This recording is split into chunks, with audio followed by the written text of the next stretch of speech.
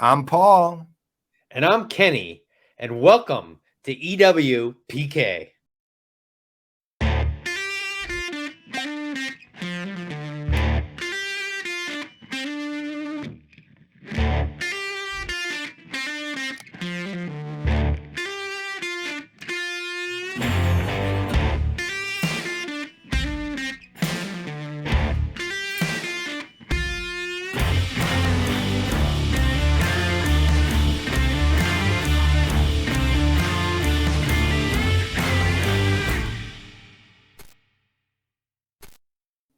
Hey, Kenny, you know what? We got a hell of a show today, don't you think? I do. I think that the listeners and viewers are in for a real treat. It's Well, a, I mean, I say that on all of our shows, but let me tell you, this one is really spectacular. it's a unique lineup. Yeah. First, we actually, I know a lot of you who have been watching are used to seeing Jane Blonde and the Goldfingers play, but today we've got a special musical guest, Wiz, who is a brilliant. He's not just a rapper who sings, but he writes his own material, he produces his own material, and he sings. And the stuff he sings is fantastic. And as Wait you'll to see, hear it. because Yeah, wait he's to going to hear be it. doing a number shortly. Yeah, it's a So late night. Perfect. Music. our following that, we have our business guest is actually analyst Dave Smith, for those of us who know him, and fantastic analyst. He kind of works the circuit, so to speak, like as analysts we do, and he's got relationships to all the major, you know, tech companies out there. He's got deep ties into the practitioner side, the people buying the tech, and his insights are always very cogent, coherent, and very interesting. Great guy. And why don't Yeah. you say briefly about our upcoming? I'll call it our cultural guest. Yeah, so our cultural guest also just an incredible individual. You're in for a real treat. Amazing storyteller. 30 years as a journalist in sports. You'll get some insight into some interesting people as well as his perspective on where sports are and where fans are, not only in NFL but also fans in other sports. He is celebrated, and he's a I would say in the trenches kind of guy. Very honest, unbelievable journalist. So you're in for a real treat there as well. And one last thing, when we do the dialogue, you'll find out what we're drinking. Oh yeah. All right. So why don't we bring on Wiz so we can get this show rolling? And he's the right man to do it. Yep. Welcome, Wiz. Welcome to EWPK. Hey guys, hey, thanks for having me. We are so glad to have you. Listen, I've seen your stuff, and I have to tell you, you are amazing. Can you talk a little bit about, like, first of all, writer, producer, singer? Yeah. I mean, you do it all. So first, what even got you into it to start? And secondly, how'd you manage to be so talented? Damn it! Oh man, I'm so jealous. Yeah. So jealous. So my dad is actually a jazz musician, and he's a bass player. And so I grew up, with going to him with him to gigs. I was actually born in Jamaica, the island, so we have a rich history of reggae. And so he started playing from when he was in Jamaica and then moved to the States. And so in the 80s, he was just playing and gigging, playing with all the jazz greats, from the Marcelluses, Eric Gale, and Freddie Waits drumming. Yeah, so all those guys, he's just been playing with everyone. And so the love for music kind of came pretty much through him. He played bass, upright bass, and so forth. And so kind of just grew a love for music just from being around him and just wanted to do it myself. And then, gosh, I was like 13 when I first started like rapping and just really, yeah. So that's like what, 8 years ago, right? Oh yeah, exactly. Just yesterday. Yeah. So, what are you like?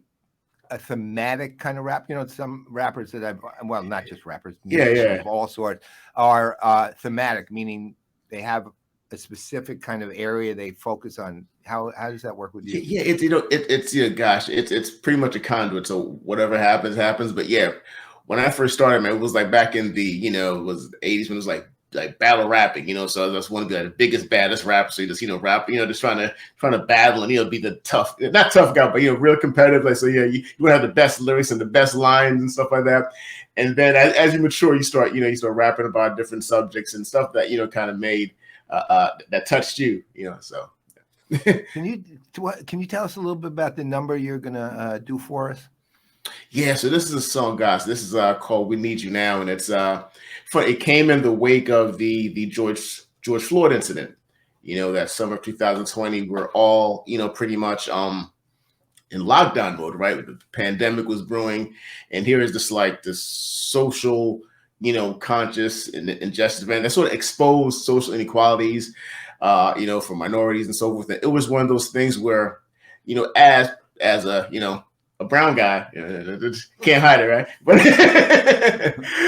but as a black man, especially even in Silicon Valley, just in the U.S. as a whole, like it definitely had an impact on a lot of us, because we all have incidents or scenarios where you've come upon law enforcement and the experience may not have been as as a positive. And so we all kind of related to that. And then that was just the ultimate fate of just the incident just went completely bad, where he actually ended up being, killed. And so it was a moment, I think, with the pandemic and just with what's going on socioeconomically and social injustices and people being more vocal about it.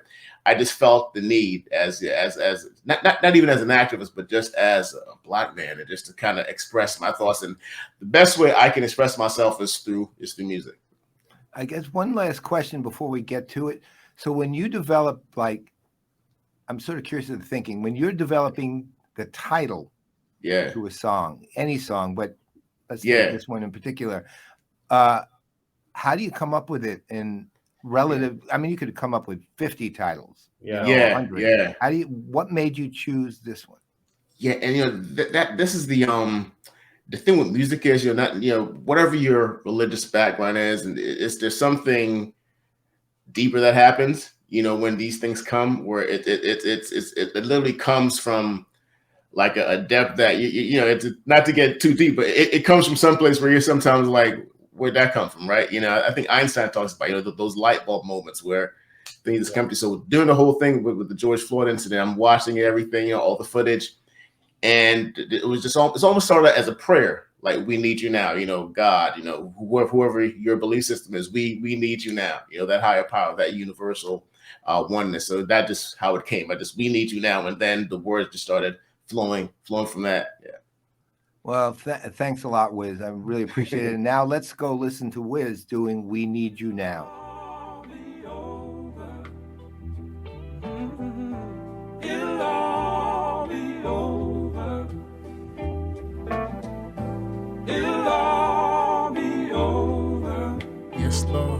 And we won't have to cry no more. Help us, Lord. Yeah. And we won't have to cry no more. Yeah. Hear us, God. Yeah. God, fill our souls with your strength. The planet is out of order. You were all we have left. The plagues of Egypt revisited. Your people need help. I seen the devil kill a man, pressed his knee in his neck. Live on TV in prime time, proud of himself. No white hood in the streets, broad day in the flesh. No white sheets, no crosses, a fire except he had a badge and his car said serve and protect. God divine, if you're so inclined, hear our distress. The wheels of justice turn to slow, heightened state of unrest. When they loot in, we gonna start shooting. The president said, just no peace, get a shot to your head. I mean, the intention is clear. Marginalize the marginalized till they all disappear. Out of your head, whichever comes first it appears. When they stew in that devil's brew, we get the deadliest share. Dear Lord, we need you right now. Give us the strength to war and the peace to lay down. The might to finish this fight till the very last round. And when the trumpet sounds, receive your crown. Help us, Lord. We need you now. We need you now. Holy Mount Zion.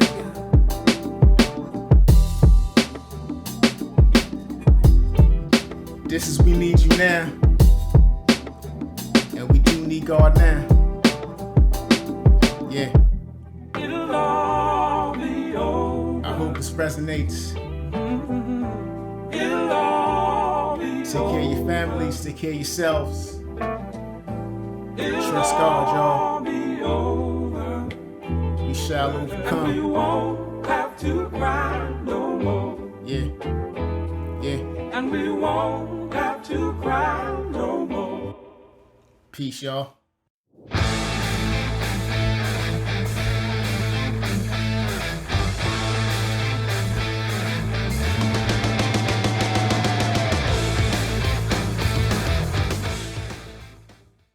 Wow. That was amazing. I Like, that's the perfect thing to have a drink with, I think. and what the hell are you drinking today? Oh, yeah, I'm drinking something special. Here we go. Let me hold it. This is Teeling whiskey. It's a Oh, I love really- those guys. This is a unique one. It's really complex and not overpowering at all. They start the maturing in ex bourbon bottles, bourbon Casks. cask, and then move Yeah. it over to a chestnut cask for its final process. And I don't think I think I got this overseas, right? I'm not Yeah, sure. because then that one I know Teeling really well. In fact, Alex Chasko Yeah. is the master distiller, is a friend of mine. Yeah. But really?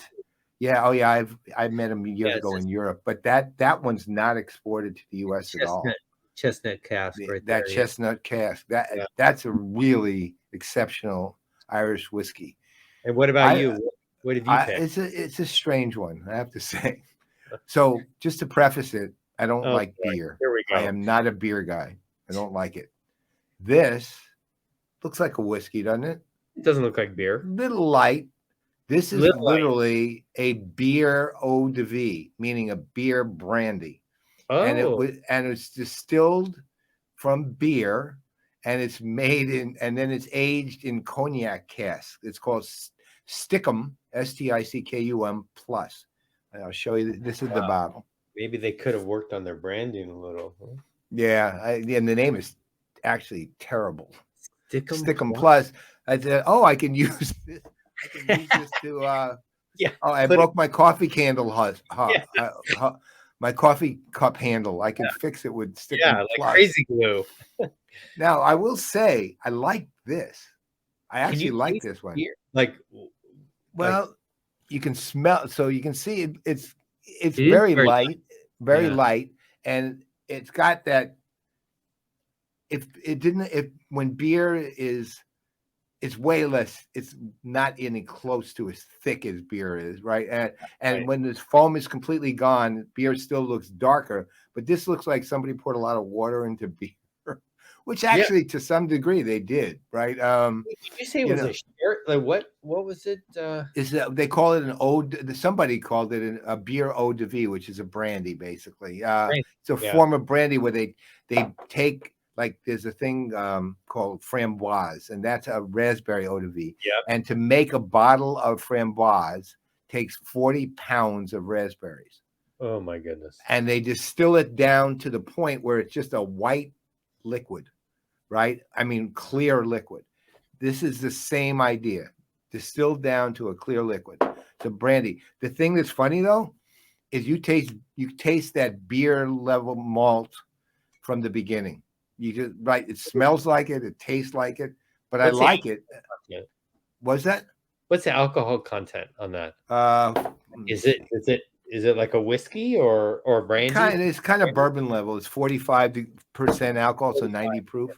Yeah. I mean, it's tasty though, I have to say. Well, let's Wait, have to yeah, try to let's clink. clink. clink. It's the best we're gonna do.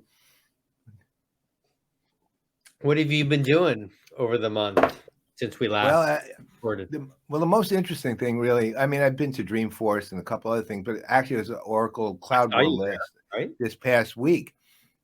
Got a really so there was a lot. The interesting about Cloud World, there wasn't a ton of CX stuff going on, but it was it's mostly about Oracle as a whole, and there was some interesting trends. But I had a very interesting, and I actually at two or three things were really interesting. One was the media presence, meaning their own media, was just steroidally stepped up, and the Wow. production values were fantastic. They had Oracle TV, then they had Oracle Live. So Brent and I were hired to actually do a special episode of Serum Players, which we did at Oracle Live, and we didn't have to deal with any equipment or anything. We were on Oracle TV also talking to the two anchors, and we would professionally made up and stuff too.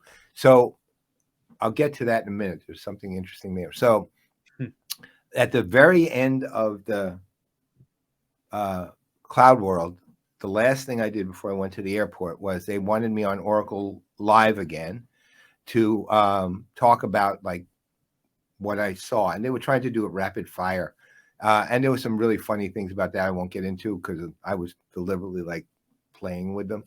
But at one point they said, well, what are your 3 personal takeaways? So I said the 3 E's. So what's that? They go, I said ecosystems, Entenmann's, eyebrows. And they're looking at me like, yeah. So ecosystems was the legitimate one. And that was that Oracle has understood ecosystems finally and was beginning to move to, seeing how to look at complete ecosystems with partners and developers and so on and so forth. And they said, well, what, Entenmann's? I said, yeah. Well, one of their customers, so Brent and I and Rebecca Wetterman, who's a play in residence, did a series of impromptu watch parties, which are up on the PPN website if you'd like to see them, on keynote speeches. And at one point, they brought out this customer from Grupo Bimbo. That's the name of it. It's a huge company. I'd never heard of them, but they're huge. They're like, I forget the numbers, like 9 billion, 10 billion. And they own like Sara Lee and all these other things. And at one point, the guy sitting there mentions that they own Entenmann's Bakery, right? And all 3 of us who come from very different backgrounds went nuts about it. It was like, oh, the pound cake, the crumb cake, right? And we went crazy. And it's like, when you were a kid, you grew up eating Entenmann's. And Sara Lee, didn't show that much. But once they said Entenmann's, we went nuts. And that became like a thing. People were Entenmann's became the focus because everyone had this so that was the second E.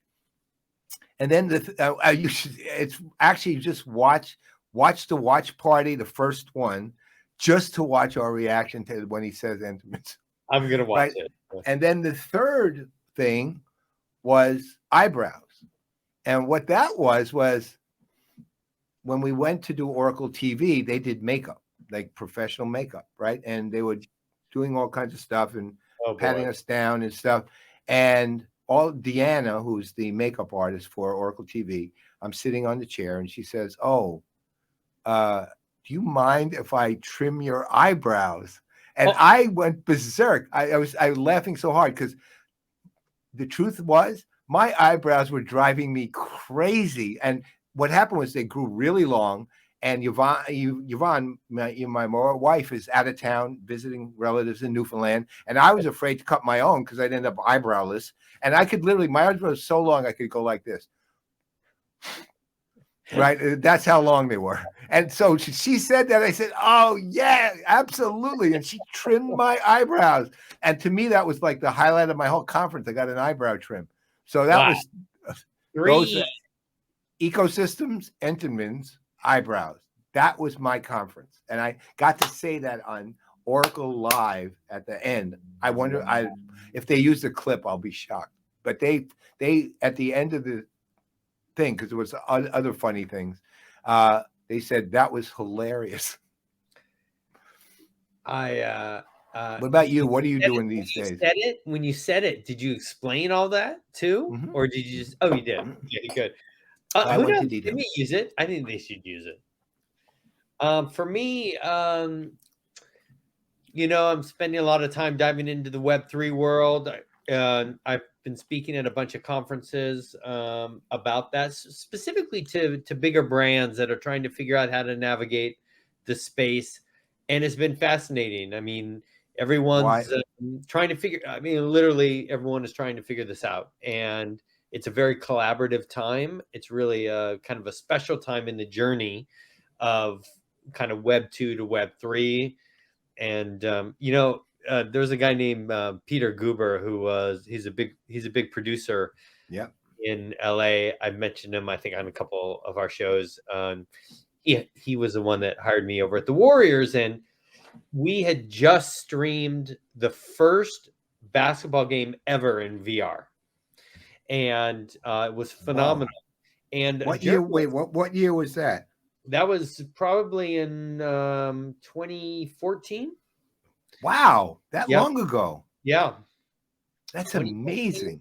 amazing. And the NBA loved it. They turned it into a revenue opportunity. But what a journalist had asked me, where do you think we are in the VR journey? And I said, we're not at the beginning. We're at the beginning of the beginning, which really is a Peter Guber quote.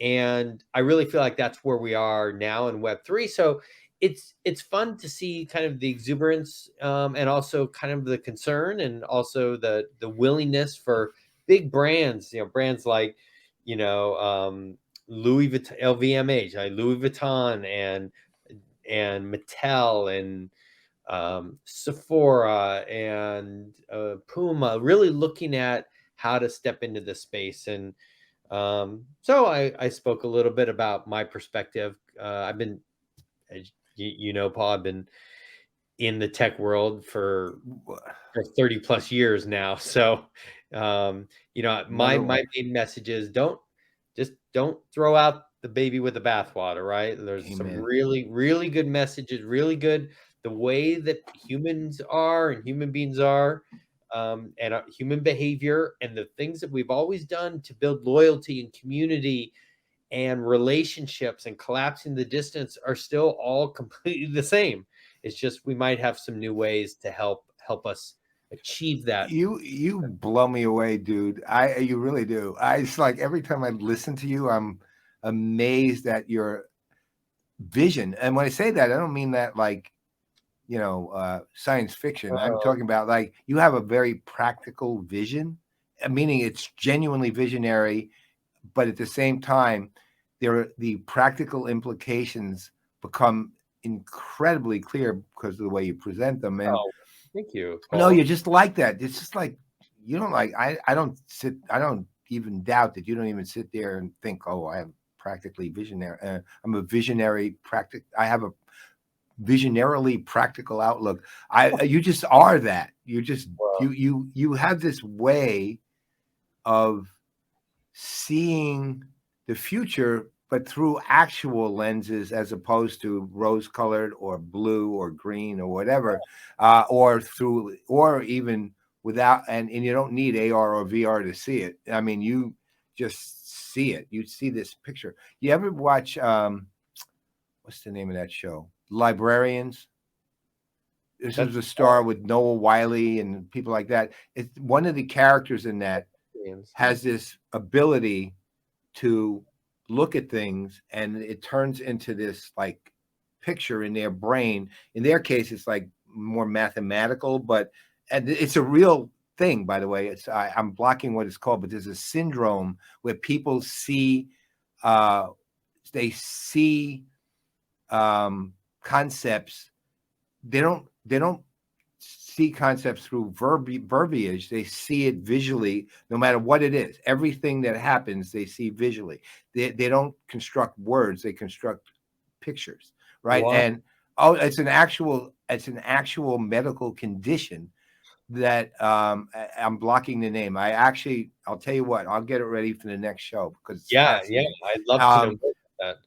But you will remind. I know you don't see it that way, but you remind me of those people who build this complex, but at the same time discernible picture of not. So here's present, let's say, right here on my head, and you're building the picture not just this way, but this way.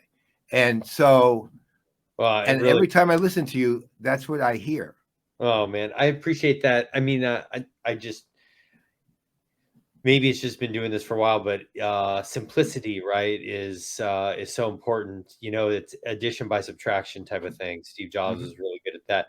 But that coming from the Godfather CRM, and of course, I respect so much. You know what? I have an idea. We should do a show together. That is a great idea.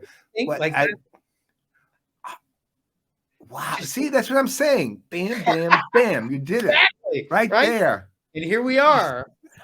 Oh, Wow. Paul, great. No, we really do have a terrific show. So Yeah, we do have, like, the lineup is incredible. I mean, think about it. We just had a rapper on, okay? Right? And then we've got an analyst coming later. We've got a icon really in the world of sports writing, and not just writing. He's actually, to your point, personality. In addition, it's in the world of sports. What would we call it? It's not really journalism exactly. It's more than that. It's not writing. It's not journalism. That's a part of what it is. Personality, sports media personality, journalist. I don't know. I don't know. I think that's part of the magic. Is it this guy you're going to meet? Is he doesn't just slot in, right? No, and he's super cool. Super, super cool, and we're thrilled to have him. So buckle up, because eat a drink, or maybe not buckle up. Maybe just relax, right? Yeah. Grab a recliner, man. Yeah, roll it backward. Get a drink and just enjoy what's to come. And we'll see you shortly. All right. Enjoy.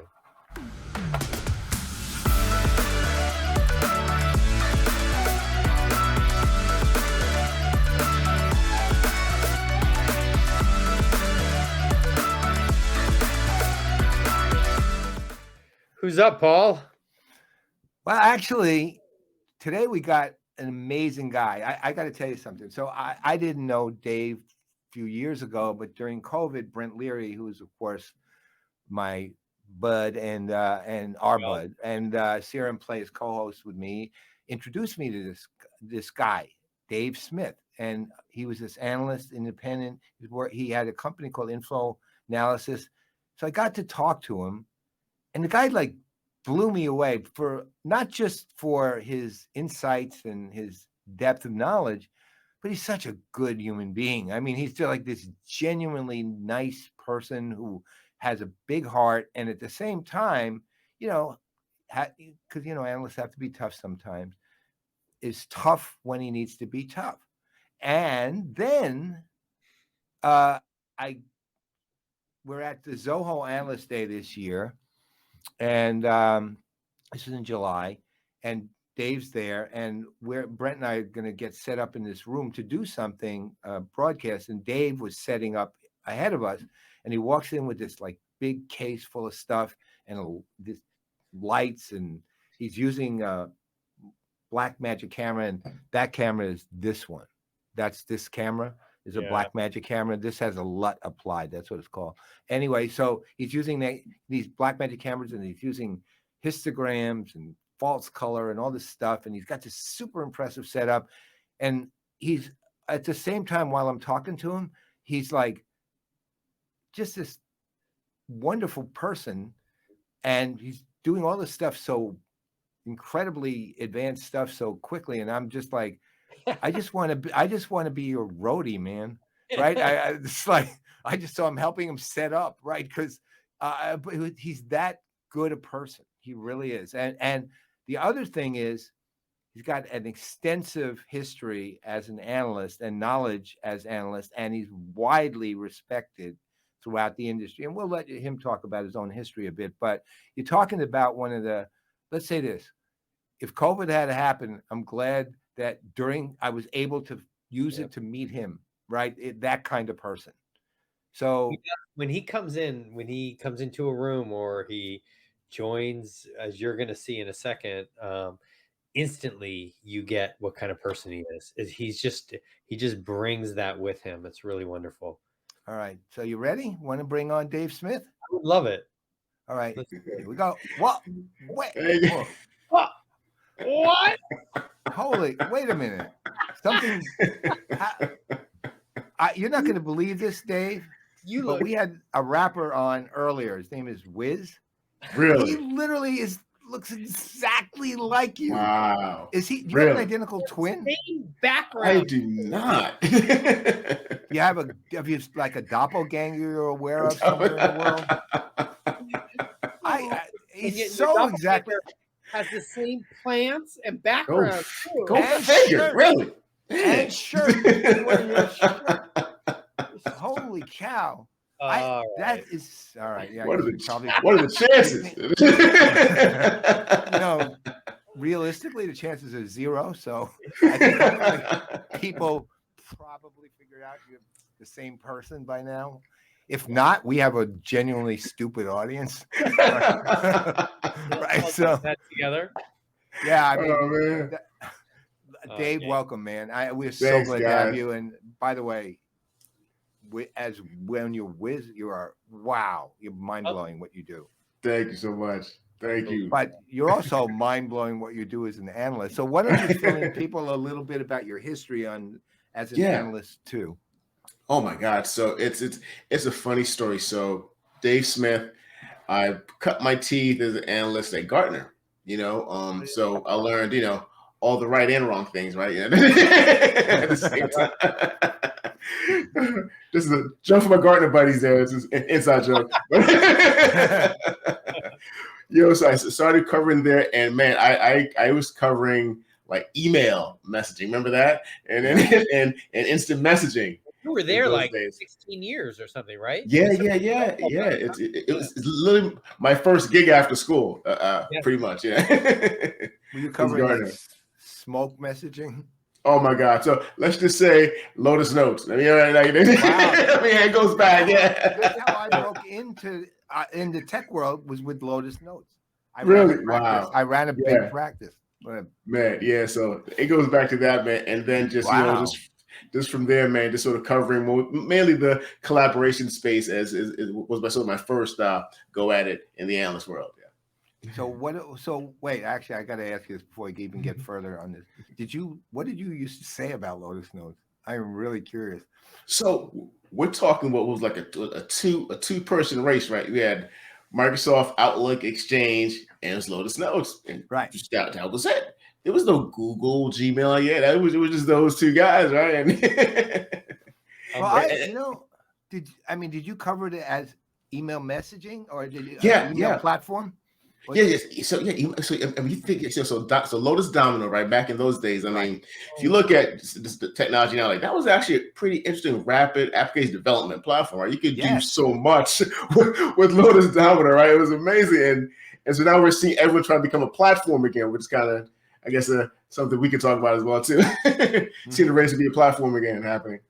Well, I mean, I love Notes actually. I was amazed at how underutilized it was because it was versatile as hell. One of the projects I worked on in my company, I actually landed the contract for this was called AT&T Network Notes, and it was the first hosted notes project in the world, and it was enterprise scale. And my company, working in conjunction with Lotus Consulting, we built it, right? Oh, wow. And we were this tiny little company, but we were dealing with really big notes projects. We were on the largest pilot in notes history, which is a Hyundai, right? And IBM, our company, and Lotus itself were on this Hyundai. The pilot was 25,000 seats, and it was going to be a 250,000 seat notes deployment. Oh yeah, I mean, I thought, and I remember Coopers and Lybrand was telling me the guy who was running, his name was Alan Barron. Holy cow, I actually remember now.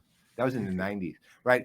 It was, and tells you how long ago it was. They just called it Coopers and Lybrand, right? So you know how long ago that was. So you know what the guy told me? He said we gave free reign to everybody in the company to build what they want with it, and the company. They said our biggest problem isn't originality or ingenuity or even efficiency. It's governance and management. There are 2,000 notes applications inside of Coopers and Lybrand. Yes, they were proliferating. That's oh my God, I remember those days. Yeah, the notes absolutely proliferate like astronomically. So when you went past collaboration, so what's your coverage areas now? Like, or what? And also of them, which are the one? Only one choice in this answer. That you love the most. Oh my God! So now we another Gartner truism. I become sort of this T-shaped analyst, right? You go wide but still go deep, right? Dig deep. But my coverage now is pretty much the digital workplace. And so what started happening with me, right? So we go back. I would do these conferences with Gartner, and I'm traveling. So say I'm in Mexico City, Sao Paulo, Brazil. I'm in, Buenos Aires, Argentina, and I'm there doing sales calls, and it dawned on me that wherever I was Gartner. And, saying, well, I don't cover this, but, follow up, with my comments. It was like, you need to have an answer for some stuff, because so I need to like get smart on like the whole swath of things. And I began to realize that, so I'll be in these meetings, and yes, there is, the IT person, but then there's also the CMO. There's also other line of business. So how do you begin to distill all the IT stuff? Because, we love to geek out on some of the stuff, right? But how do you distill that stuff to how it makes sense to a line of business person? So I began, I guess, look at the digital workplace, more so than just the IT stuff that I can geek out on. How does that then, how does collaboration, or what does collaboration mean for sales? What does collaboration mean for marketing, HR? So I began sort of back up into what does technology enable people to do? And so that's sort of what I'm covering now. How does the collaboration technology or digital workplace technologies help people actually get their job done? And then I formed Inflow Analysis after I left Gartner. Basically, it's like with the mindset of, okay, if I have this technology, whether it's collaboration, communications, how does that come down in the flow of how people actually work? And so that's where the name Inflow came from. How do you get the stuff technology to come into the flow of what I'm actually doing, where it makes sense, not above flow or below flow, but actually in the flow. Wow. Okay. That's fantastic. Let's see. Well, first of all, I started at KPMG, which, by the way, was Pete Marwick at the time that I started, just to give you an idea of how long ago that was, in the late 80s. Yeah. We spent a lot of time. I covered Lotus Notes, man. I dated myself pretty bad, right? Sorry, man. I just did. Like, I love the Apple Newton, right? I mean, when did that? Did you cover that? That was like a big failure, but I loved it, right? A lot of what I love what you're saying. A lot of what I had done over those years was really to figure out how technology can work into people's lives. So how does technology collapse distance between people, both geographic distance as well as emotional distance and psychological distance and whatever? Because I was always fascinated, which to some degree, that's why I love kind of how you think about technology. How does it flow in someone's, daily life or workday or whatever? Because I think that technology needs to still be in a place where it's to be most effective. It's very transparent. It just works and enables you and allows you to drive the behavior that you want, or do the things that you want. And we've seen some technologies that have been really phenomenal in that, and some that have failed miserably, and some that have evolved into really great things. But it's such a wonderful space, and that's why I also love the name of your company, because it makes sense now. Oh, thank you. It's sort of how I'm looking at the market, and because to your point, a lot of companies, they start, but they almost start with trying to find a problem to solve, and they never go back to, okay, what are people actually doing, right? And even back in our days, we used to call it shadow IT, right? But it was people just trying to get their jobs done. Like they weren't trying to be like bad employees. They just wanted to get stuff to get their jobs done. Right. Well, I remember like companies like HP back then, they would have engineering teams and they'd go develop a product, and then they'd figure out where the market fit was or how they were going to sell it. The other way around, right? I mean, I worked with the Rogers Group. We were like one-to-one marketing, and it was always about understanding kind of, okay, how was the technology going to support the needs of the marketplace? And I remember when HP was coming up with a digital camera, and I brought them all together, all the global people together, and I said, okay, first unbox an iPod, and it was like magical, right, and beautiful, and no words, nothing on the side. Remember, Paul, there was nothing there. And then they opened an HP product, and there's like warnings. The first yellow paper is don't touch this. Don't touch it. Then I told them, I said, go out and try to buy your own product. Just go out to Good Guys or whatever existed back then. Remember, it was Good Guys. Whatever. Computer Land. And they were every single one of them was talked out of their own product. So, there's reasons, like there was no unique capability that an HP camera would work specifically better with an HP printer than Canon or Nikon or anything else. And again, you know, how do you fit into people's lives? I mean, this is an engineering company or someone in the C-suite saying, look, we got to be in the camera business without a regard to I would say the ecosystem that supports driving, you know, the spiffs that they give people good guys, and also the fact that Nikon is known for cameras, Canon is known for cameras. Why would you buy an HP camera? It's just fascinating to me to see how those decisions work, and I think we're getting a lot better than that now. Oh yeah, I mean, Gus, I remember back when, you know, social was the big thing, and the vendor will go nameless, you know, but I remember like the engineering team, you know, developed a social product. They didn't ask any real people, so how you gonna be, you know, create a social product asking like real people and being social about it, right? It just go create something, you know, and then they launched it as an actual product. It obviously failed because it really wasn't, you know, all that social, and you know, didn't help people do anything. I can actually think of one vendor, maybe two, who fit. Oh, I'm sure we can come up with a good list. They were very large. These were very, very large. Right. So, well, let's get to there though. So on the biggest stage of all of this, who raised early, lowest nodes platform. Now people moving to platforms, you know, as we briefly discussed during the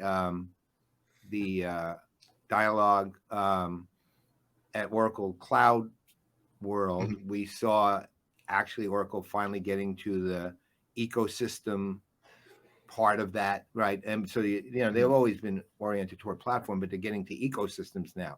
Yeah. So, I mean, we're living in a world where, if we're looking at it in the grand strategic sense, let's say, it's platforms and ecosystems.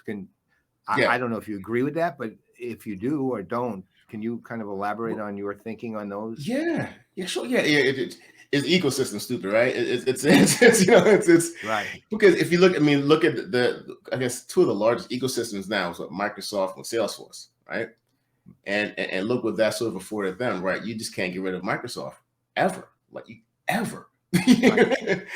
Salesforce, they sort of emerged into this, you know, everyone's now trying to, you know, there are whole companies, right, that have sprung up just because of Salesforce. And I mean, if Salesforce was right, if Salesforce was to go under, they're done, right? So it's like those two of the big ecosystems, and to get any traction as a platform, you got to have a developer community around it. You have to have partners that, you know, sort of that's around building on it and extending it, right, and expanding that. Not only does it technology, but then that gets it to more people. How do you let 1,000 of whatever you're making bloom, right? And that's going to be ecosystem, including partners, service providers, and so forth. So I definitely see that as, you know, what some of our you know, vendor clients are trying to do. The problem though with some of that is that, you know, sometimes people try to grow prematurely. We see this in this space, right? Where it's like everyone's trying to grow. You know, we're in SMBs. Let's move up market. No, you're doing great now. Like just relax. Like calm down. Calm down, guys. You're doing great. Yeah. Well, where does this pressure to grow come from? Like, is this coming from like leadership team and competition and looking at where the space is, or just not being satisfied with being a small company? Like, where does that kind of pressure come from? Yeah, I think it's just, I mean, it's the culture, I think, right? There's this, you know, just the market culture where it's like by default, you think you have to grow, right? You think you have to, you know, have this instant growth strategy. And it's like, no, like you just, again, like if you're doing well, doing what you're doing, you know, maximize that, right? Like before you know, try to like do some business. I remember this one vendor, again, won't mention the name, you know, wanted to sort of, you know, move up market and grow, but then wanted to change their name for their enterprise offering. Like, oh, why do that? If people don't even know you, if the broader market doesn't even know you, why change the name and confuse well, right? It's like, these, and I don't know if it's, you know, some of these consulting firms come and they give me, you know, these great, you know, brand new ideas and anything they have to execute. You know, it's relax, be who you are, and then you grow from there organically rather than just trying to force growth. It's like what happened during the pandemic, right? When, everyone's talking about digital. Paul, you and I had this conversation. Everyone's talking about digital transformation, and the pandemic, hit people upside the head. Like, no, transformation happens to you. You can't, Right. you can't manipulate that. Like, it'll smack you, and then you have to adjust. Yeah. It's a cultural thing. It's a business thing. It's not. I mean, all that really happened in the pandemic, people used a lot more digital tools. That's really all they did. Yeah. Right. It wasn't transformation. Well, I mean, and I know, and Kenny, that the universe we all live in throws around a lot of words, right? That are right. That are here's another one: disruption. Right. Disruption. And companies seem to think that that's like a great thing. And then when you actually talk to actual people, they don't want to be disrupted. Right. What they want is to your point earlier, David, they want to have things that help them do the jobs they want to do, and and get the outcomes that kind of hope they'll get doing those jobs. Right. That's what they want. They don't care about the drama of disruption and innovation. They care about what helps me. Right. But then who's going to write the books and have the conference on, disrupt, 101. Well, it's like, I get it, right? It's just like, so the other one we joke about all the time is the use of the word hyper now. Everything, right? It's like a hyper use of hyper, right? Which is the big one? Hyper personalization. Oh my God! If you actually look at the definition of it, is personalization. Right, it's not. They just put hyper in front of it. We should put all these on a bingo card, right? Like a little bingo card, and just like start talking about every time they get used, right? We literally could do 1,000 bingo cards. To them. It's just. Well, to your point, I mean, everyone's trying to be differentiated with another one, right? Everyone's trying to differentiate themselves from the next person, so they invent stuff that benefits them and no one else, really, but it makes them look different, right? Oh my God, gosh, I was at an HR conference one time. This is how I think it's everyone wants to be pithy, right? They want to have the new buzzwords, and so I was at HR conference, right? HR, and someone gets up on stage like some years ago, it's like, it's time we bring the humans back into HR. I'm like, they never left. That was the problem, right? They've always been there. Like, I think the problem is we forgot about them. But the problem is people cheer when people say that. Yeah, because it was pithy. You know, the keynote stage. The lights were right. Mic drop. I know. I didn't like Ashley Chain's color when he said that. Yeah, right. Exactly. There's so much of that. Again, now it's like, what can we say that is tweetable, right? Yes. 100 was a beautiful 140 characters or less, right? Yeah. How do you business strategy 140 characters or less? And I have my own tweetable phrases. Like, my big one is, and this is literally philosophical too. Keep the main thing that a company can first do is keep the ordinary ordinary. I like that. That goes to my point. Yeah. Well, you get sick of the other one here going to the, ridiculous ones. Whatever the company is, our objective is to delight the customer all the time. Yeah, right. First of all, you know what I actually have said on stage about that? I actually did this. I was in New York, and it was a conference jointly. It was what's the name of the thing? Sales something. It was like a sales, site and Salesforce jointly did the conference, and I was one of the keynotes. And at one point, I said, "Delight the customer all the time." I said, "Yeah, we'd all probably like to have orgasms 24/7, but it's not happening." Oh my God! I said, "Oh my God!" I literally told the audience that they didn't know what to do. Like, what do you do? Hysterically, and then the other ones were like, "What did he just say?" It's pretty funny. Well, it's because to me that concept is ridiculous. It's a ridiculous concept. First of all, nobody wants to be delighted all the time, right? Yeah. And the whole definition of delight is something unexpected that is after it happens was wonderful, but isn't expected again. Yeah, because there's a whole culture of business books that tell these people you need to say stuff like that, because you have to have these these catchphrases that define who you are, and it's going to catch on, and you're going to be the next Google or Zoom or whatever it is, and it's that's why I hate to read business books. So I just don't read them anymore. I don't read them. Mine are different, but that's okay. No, I actually don't read business books either. To be honest, somebody says, "Well, do you read your own?" I said, "No, I wrote them." Why would I read them? Right? You know what it is? Because I like stories, and so if there's a story to it like that, that's what attracts me. That's it. Well, that's you're hitting a nail on the head, Kenny. You are like the master on storytelling. So yeah. I mean, I agree with you completely. I have more business books than I know what to do with. I know what to do with them.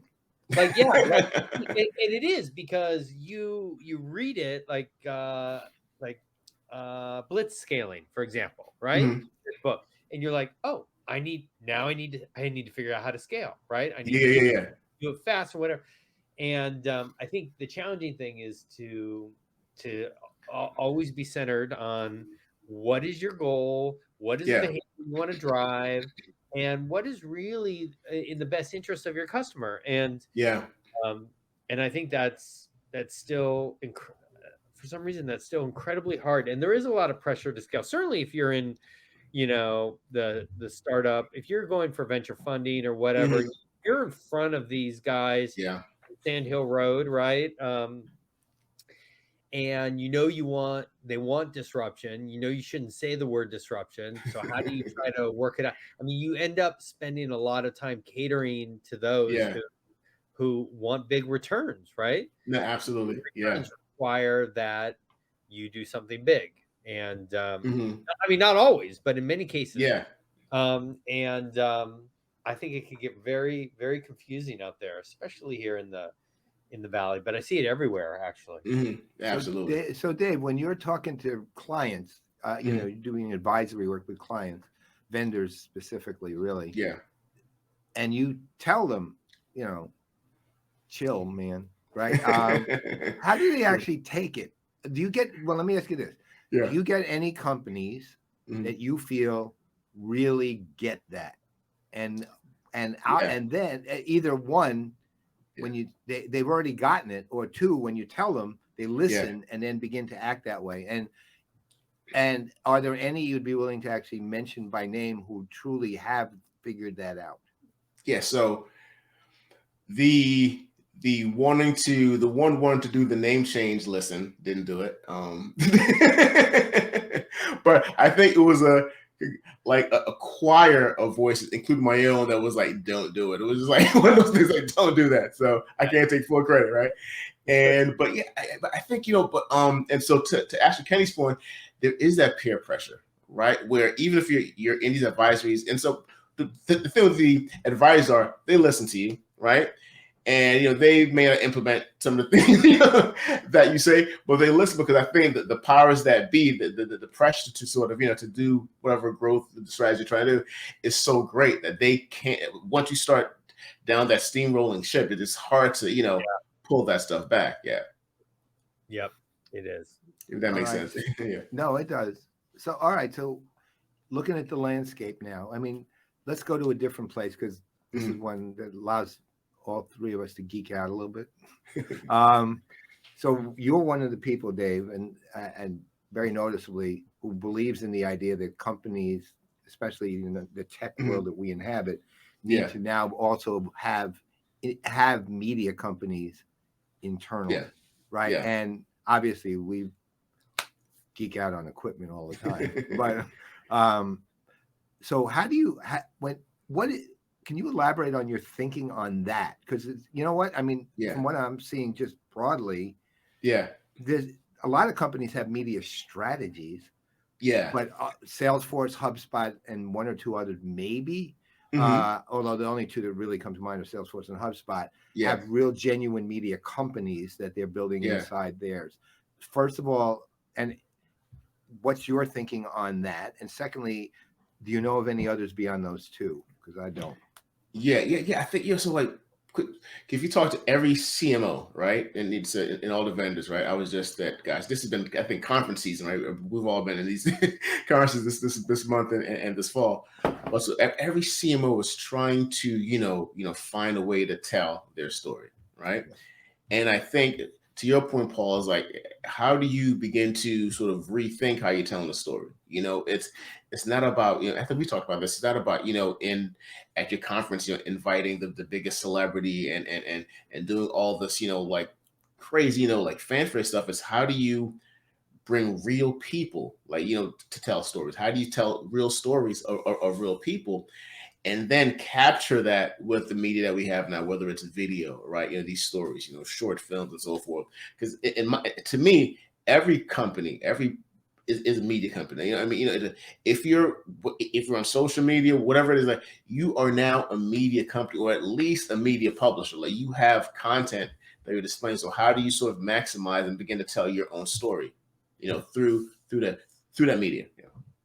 Well, interestingly, at Cloud World, I got the feeling that Oracle is attempting to kind of build out media company. First, they had Oracle TV, and it was really TV. I mean, it was a professionally done TV station.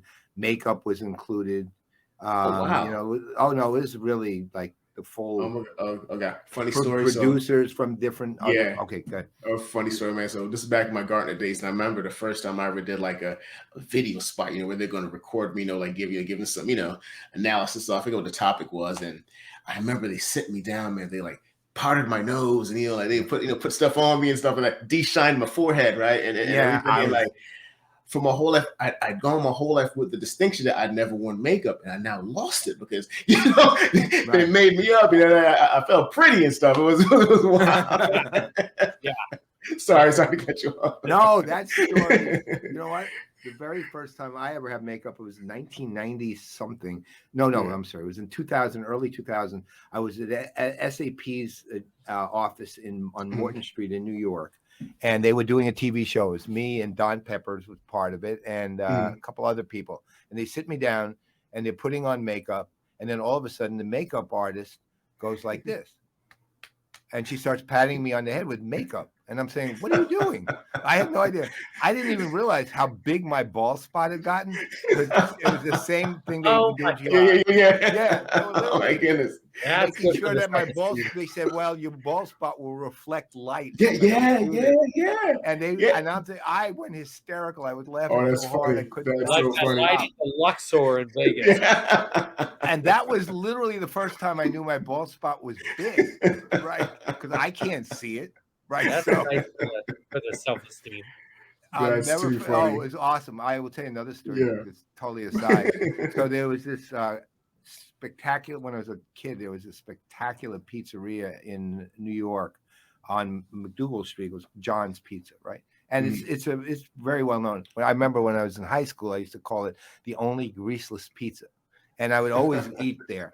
When I was at SAP that day, I realized McDougal Street was only like 5 minutes away. So they said, "Oh, let's all go to lunch." I said, "No, I actually have to go do some business." And I snuck out and went over and ate pizza at John's. I couldn't resist. Right, so I didn't want to tell him what I was doing, so I kind of. John's famous, right? Right. John's is famous, isn't it? Oh, it was becoming famous when I first went there. John's, and the two big pizzas back in the 60s were John's and Goldberg's. Oh wow, that was a pizza place. That's the one thing I miss being here in California is New York pizza. There's this place in San Mateo. It's called New York Pizza. I'm like, no, you're not. Yeah, don't do that. That's bagels. Same with bagels. Yeah, right. But you know what the good news is? Goldbellies. Go to Goldbellies. You can buy real New York, like Essa bagels. Ship. Oh, really? Yeah. Now the best bagels ever. Are they a sponsor of our show? We talk about them so much. I know we do. Well, someday maybe, but you can't. My favorite bagels are Best Bagels out of New York. That's what it's actually called, out of New York. It's on 7th and 8th. It's on 35th between 7th and 8th. Right. So every time we leave New York at Penn Station, I walk over there, get 3 dozen bagels, and bring them home. Wow. I've got about 25 left right now. They freeze amazingly well, right? So then, but the best shipping bagels are Essa Bagels. Gold Bellies has it, and Gold Bellies, if you look, will have genuine New York pizzas. You can get like the best stuff, the real goods. You pay for it, believe me. It's costly, Oh but, man. like cupcakes. There's Georgetown Cupcakes, which is actually headquartered here. They got about 10 places. Yeah. You can get that on Gold Bellies, and they're spectacular. Lobster. Oh, I gotta check it out. Yeah. Lobster, Oh, everything. man. Go to Gold Bellies and order. Okay. You will Gold not, Bellies you won't have sponsor. We need a sponsorship right now. Pay for Gold no Bellies discount. brought to you, right? EWPK brought to you by. All right. So actually, I want to actually go to an area that's been coming up a lot in the, in the tech world these days, which is focus on a lot of focus on industry specific stuff that's going on. I mean, right now, for example, I think I don't think anything is what do you call it? Green fields. I basically think the best you're going to get is turquoise fields, really, at this point, right? So. There's plenty of blue ocean that, right? Right. No, that's the thing. Turquoise fields, right? So the thing is, though, that where people see their best opportunities, a lot of the companies is in industry specific technology. So how do you see that overall? Are they right? And what industries do you think are really like opportunities right now? Yeah, gosh, I think it's because we've seen this, right? If you go back, the big players back in the days from IBM and Microsoft and so forth, right? There's always been that, okay, how do we develop more industry specific solutions, right? And so I think that's been, I think, a strategy. But we're just definitely seeing the companies now sort of trying to figure that out, especially more the people I cover in the digital workplace and the collaboration stuff. They're pretty horizontal. But I think the industry focus is becoming more of a thing because they realize, okay, how do we, again, make collaboration communications make sense to where people are?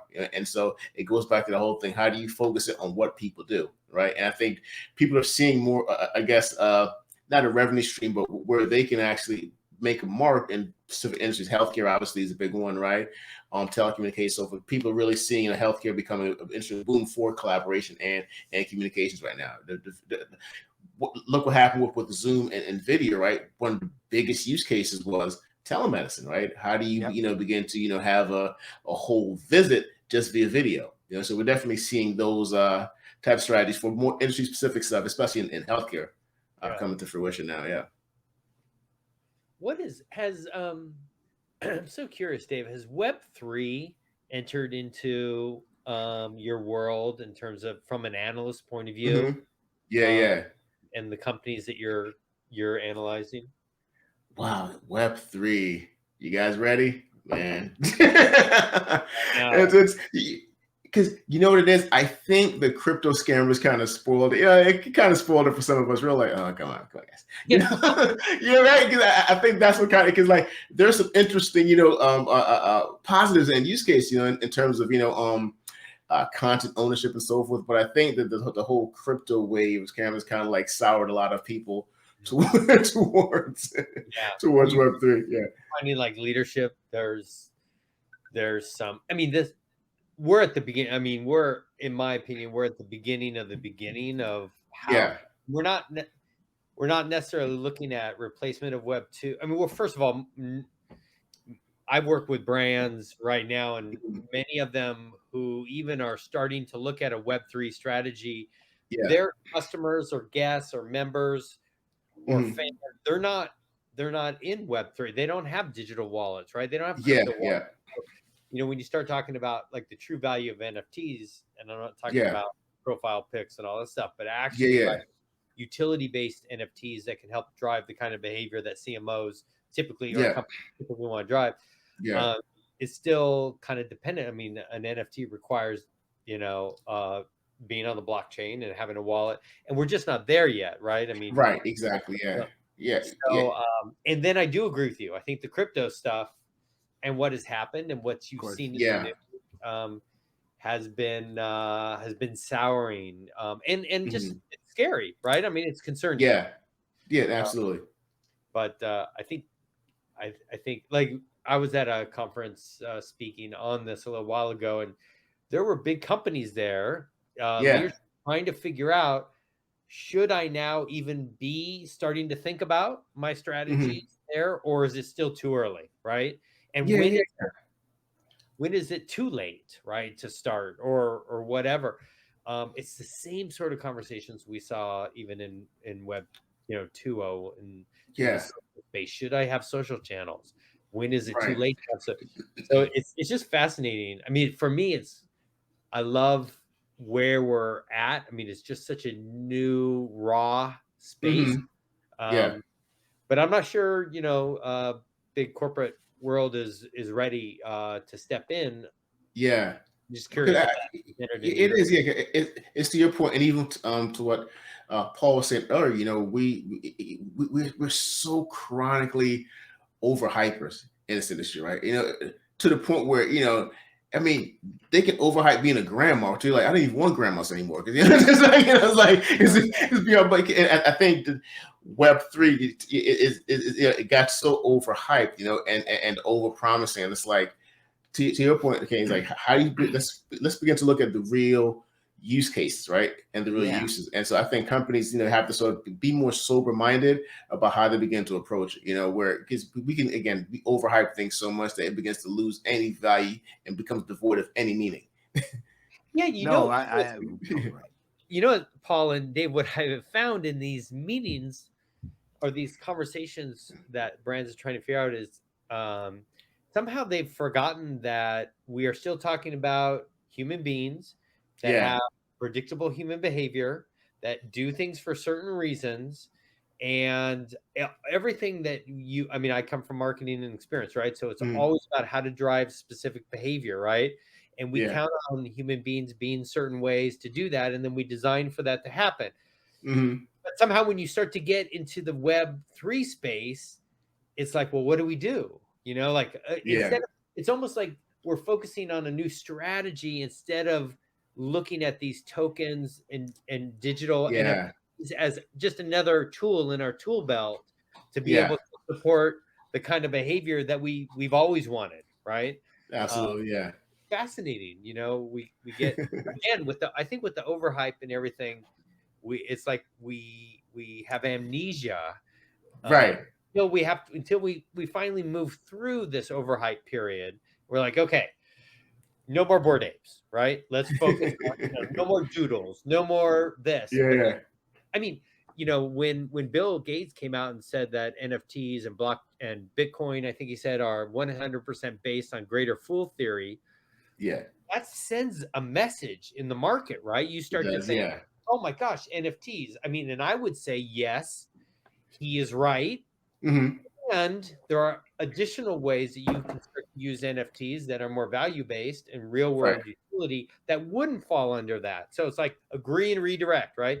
But it's going to be a fascinating space. And I think over time, I'm going to want to check in with you because I'm going to be curious to know how much of that is starting to penetrate the that you look at.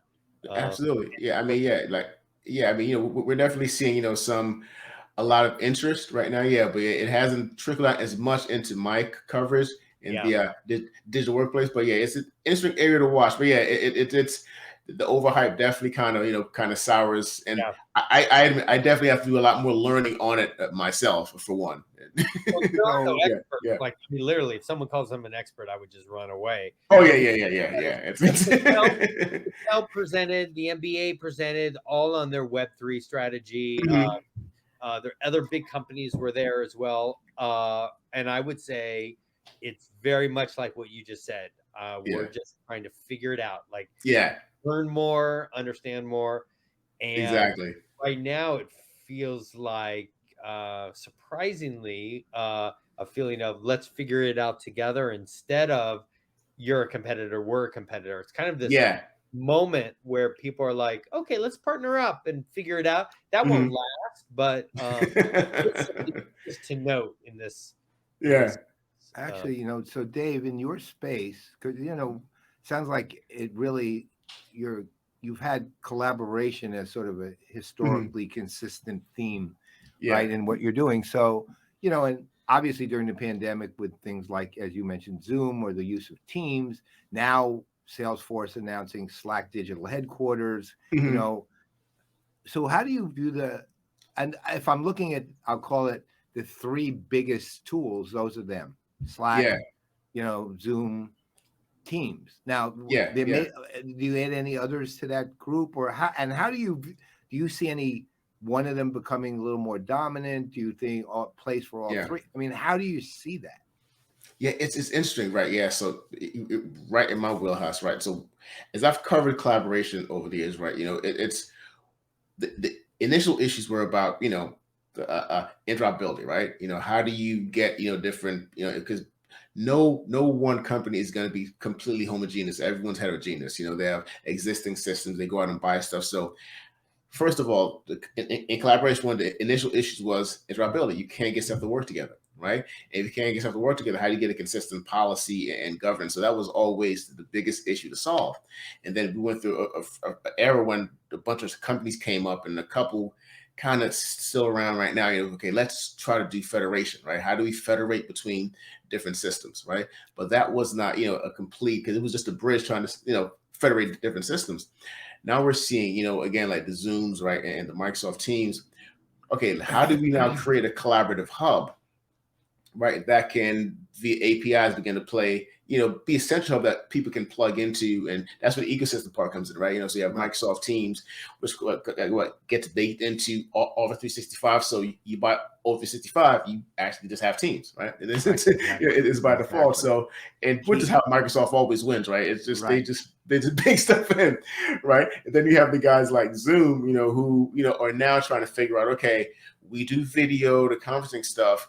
We don't want to be a one-trick pony. How do we add these adjacencies, right? So now I think you saw the recent announcement where they're thinking about doing email calendaring stuff, right? They had the sort of the failed deal with Five9 because they realized, okay, if we're doing communications, what else is adjacent communications? Customer service, contact center, right? And so everyone's trying to figure out these adjacencies to try to sort of expand and build out their platform.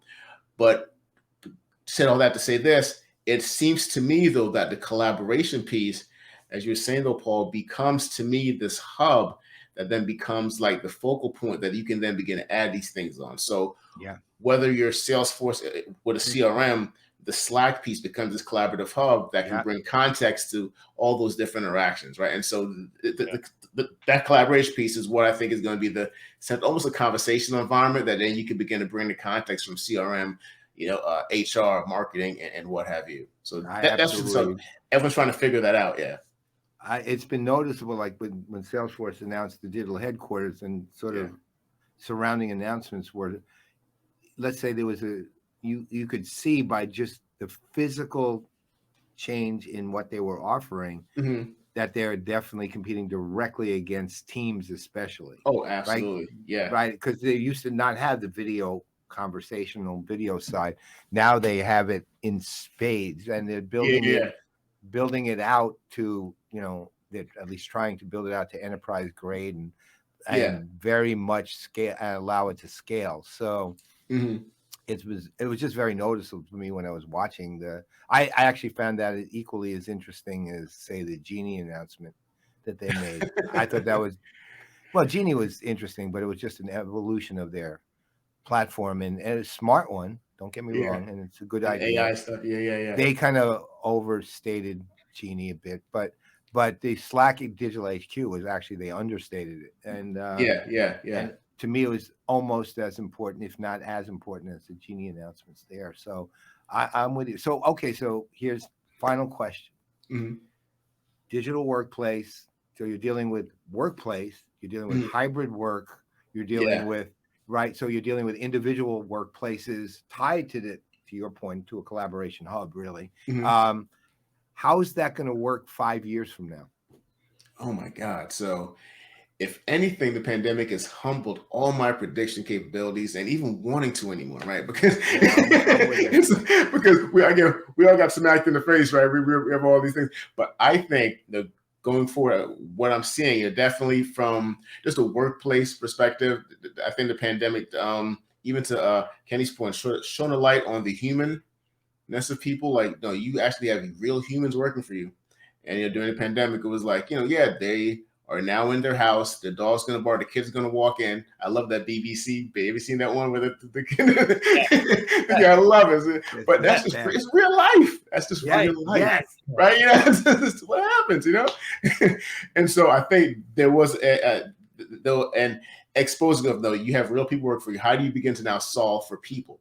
So I think we're seeing a shift where companies are trying, from a tech vendor standpoint, how do we begin to solve for more people workflows or solve more people issues? So we're seeing that happening. And then that's why I think the collaboration becomes such an important part, because the pandemic, I covered video for years, and I would, preach video. It's great. I mean, you can cut travel, you can do all this stuff, you collaborate, bring people together. But it took a pandemic, people realized, oh yeah, we need video. It's like all the talking, all the research reports was like, we didn't believe it, but when we needed it, and the kids need to talk to grandma for real, because we're not going to see her for a few years, right? It became real, and so I think we're definitely seeing where the market, again, it adjusted to the pandemic, but I don't think we're ever going to go back now. So I think hybrid work will become real, and I hate using those terms hybrid because it makes me feel like an Android or something. But but it's like where it's like flexible work, right? I guess that's more best way. It's more flexible working options for people. And then from the technology standpoint, then the technology is going to evolve to support that more. And then the next thing is going to be, how do you then have equity with people who are in the office and then are remote? Because you can't have people being in the home office feeling less of a participant than someone, in the office. So how do you work out that equity, right? Yeah. Well, I think I think that's fascinating and exactly right, where things were moved from nice to have to need to have. And like I was talking about virtual events when I was at a company called George P. Johnson for years. Back in 2008, I talked about the value of remote engagement. Nice to have, nice to know, maybe we'll do it, not really relevant, and then pandemic hit, and all of a sudden the calls are like, oh, remember you were talking back in 2000. By the way, same content, same exact thing. But now it becomes relevant, right? This is like, I think, an indication of how how we are as human beings. If you look at standard behavioral model, which is, the harder something is, the more motivation you need to do it. If that motivation is aligned with something that becomes super relevant to you, or has certain value, like this is what, then you'll do it, even though it's a little bit harder.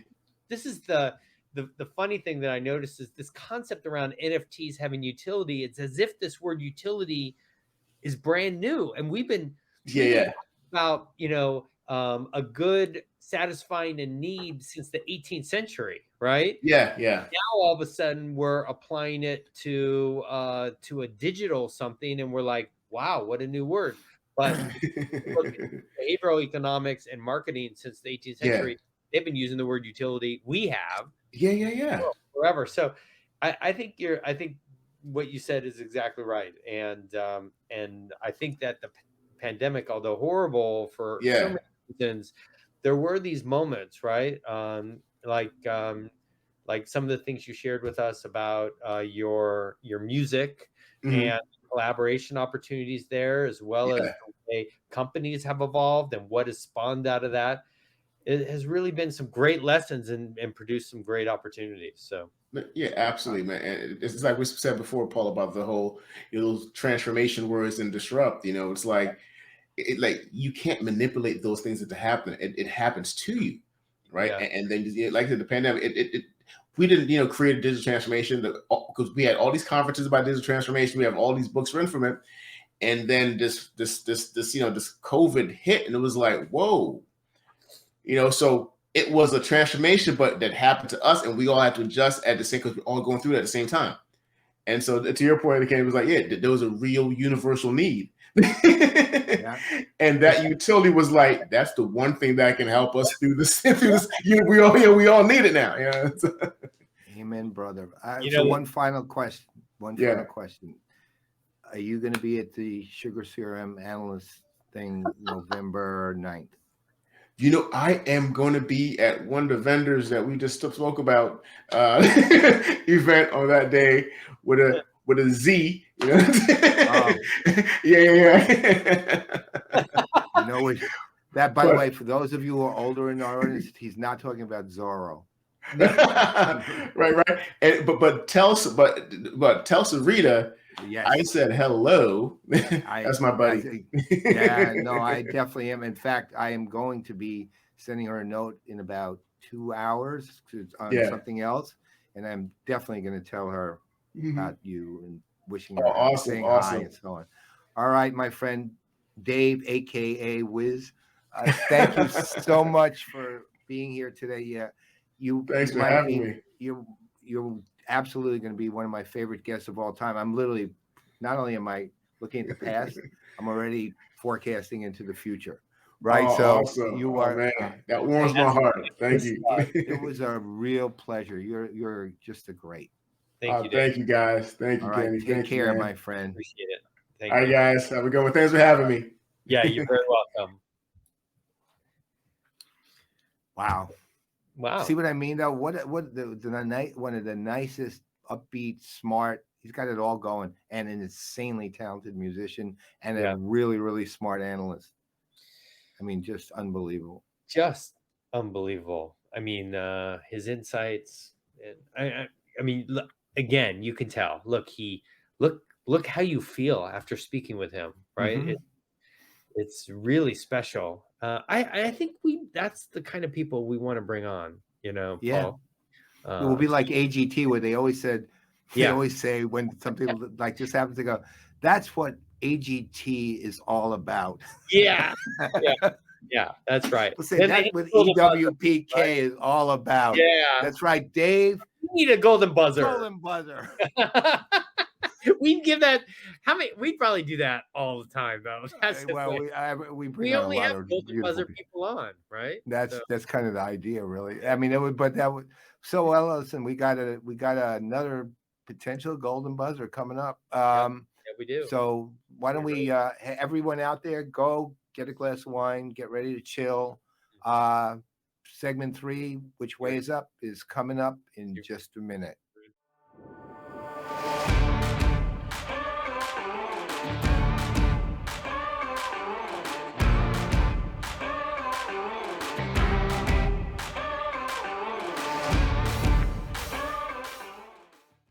So, Paul, we have someone really special for our next segment. He's a personal friend of mine, but is one of the most incredible journalists in sports that exists. 30 years in the space.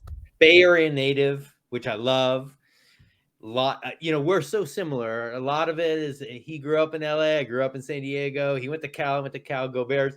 But then he went off and had this incredibly storied career. Like, he's considered, I mean, like a no holds bar journalist and personality, TV, radio, writing, Yahoo Sports, Sports Illustrated, NFL, GQ. I mean, just incredible. Talk about a guy who has been in the room when it happened, and is probably one of the most incredible storytellers. Are you telling me you also starred in Hamilton? I did. Did you know that? So you know what? Without further ado, let's bring in the infamous Mike Silver. Hey guys. Hey man. I am in fact not throwing away my shot, for the record, and also that is an incredible intro. You can keep going if you're good. Anyone who wants to introduce me like that, just take your time in case you need to circle back and mention some more greatness. I'm fine. Just keep me in the green room while that happens. That's great. In fact, there is so much more. I mean, there really is. I mean, you could really do a whole intro. The whole show could be an intro, right, Mike? I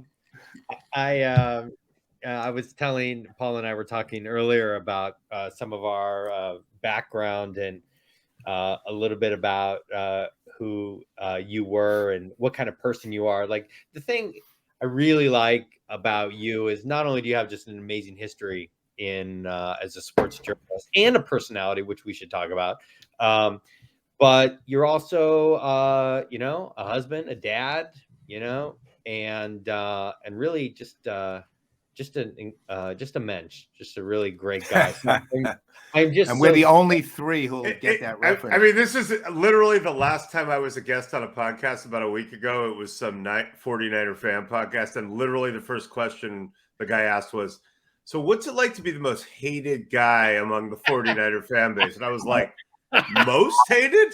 Like I'm the most?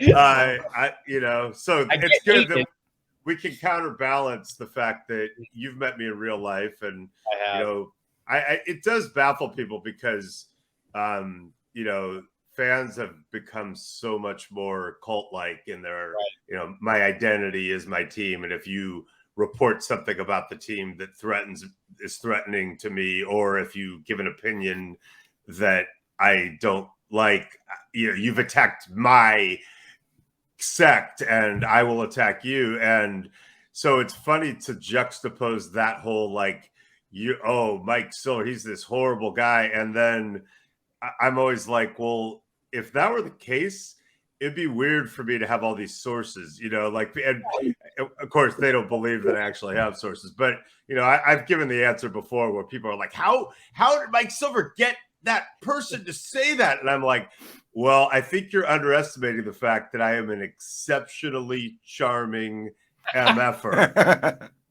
Do you have to, like, when the fans consider you the most hated, which is ironic because I guess they think it's only their prerogative to slaughter the team after every whatever, right? Every down, every you can't say that about my brother, but I can say it. Exactly. So do you ever have to, like, literally counter punch with the fans? I don't literally counter punch with the fans because I don't know, you know, get arrested for assault. You know, these guns are out today. But yeah, no, I mean, I'm known, especially on social media and before that with email reply and before that with the mailbag. But I'm known for clapping back hard, especially on Twitter. It is the month of Blocktober, which I should have trademarked, but I kind of I block a lot of people, not for sport. And really, it's always for a good reason. It's almost invariably for racism / bigotry, blatant disrespect, or the biggie questioning my journalistic integrity. That is a one-way ticket out of town. But so yeah, no, I do fire back sometimes for sports, sometimes for procrastination. Like I'm on deadline. I think I'll go play around on Twitter for 20 minutes. Used to be Nerf hoops, you know. But TikTok. But yeah, no, I go back and you know, it is a little scary. I mean, I think, you know, I'm a very public person. I go out, I go into these cities, you know, and I do worry that there's some crazy who actually thinks this is real life and that, you know, you said this about the Browns and now I'm, you know, but so far I've been lucky. You know, the only time I really used to get stressed about it was, you know, I had a long history with the Raiders and I lived in Oakland for a long time. And, you know, Al Davis had banned me many times, including with like an armed police officer not letting me into the locker room. And he got fined, I think, $10,000 or $25,000 and for keeping me out of the locker room in Kansas City. I went on the Jim Rome show the next day and said, Al, next time, let's cut out the middleman. Give me like 17.5 and I won't even show up. So that, you know, that went well. So like Raider fans were so gnarly and it was in my town. And you know, it was a very uncontrolled scene outside the stadium. You know, even with media parking, you're just kind of like looking for a space in the H lot where everyone's tailgating. And I just was like, I think a Raider fan might actually go after me sometime. But so far, you know, I've like my hair. So far, I'm hanging on. But you know what, Mike? Like this, what do you think about this? So fans probably have always had this sort of identity, but you have been doing this before the first website even came up. In 91, right? Yeah. So 89, yeah. 89, right? So fans only had so many avenues, like you said, the mailbox, right, to actually voice. Oh, I'll how never. right. Yeah, I'll never forget. I was at the Sacramento Union, which is now defunct, at 23, covering the Niners, the '89 Niners, who were about to win their 4th Super Bowl in 9 years. And I got this letter to the editor. He goes, "Sir, you are an ignoramus." And I was so happy, and I printed it out and sent it to my mom. And I was like, "This is funny." Then when I got to Sports Illustrated in '94, it was like, this intellectually cutting, how a writer of your caliber could be allowed in the annals of this great magazine. I was like, whoa, whoa, whoa.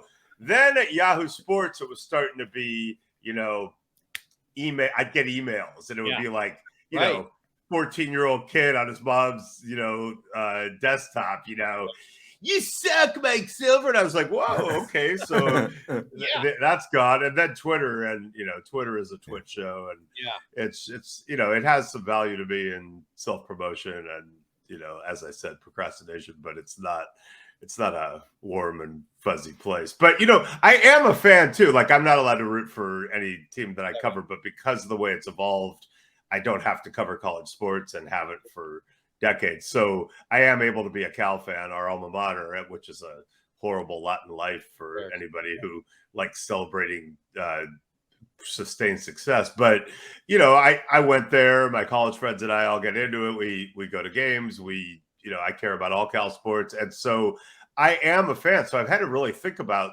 this in the context of how fans behave with me. And I've decided that all fans are horrible, including me by definition, but I'm way less horrible. And I'll give you the distinctions. So for example, fans, one weird thing that's happened the last 10, 15 years or so that I've noticed is that fans really, really want affirmation. And I'm going to go off for a minute here, but it's not enough that I might be reporting things that could help you understand, or I might be giving an opinion. I need to think your team is great, and I need to express that at all times, or something's wrong. So in other words, I used to do picks for Yahoo, and people would freak out. You didn't pick, you picked against the Niners, you're going to get fired because you were wrong.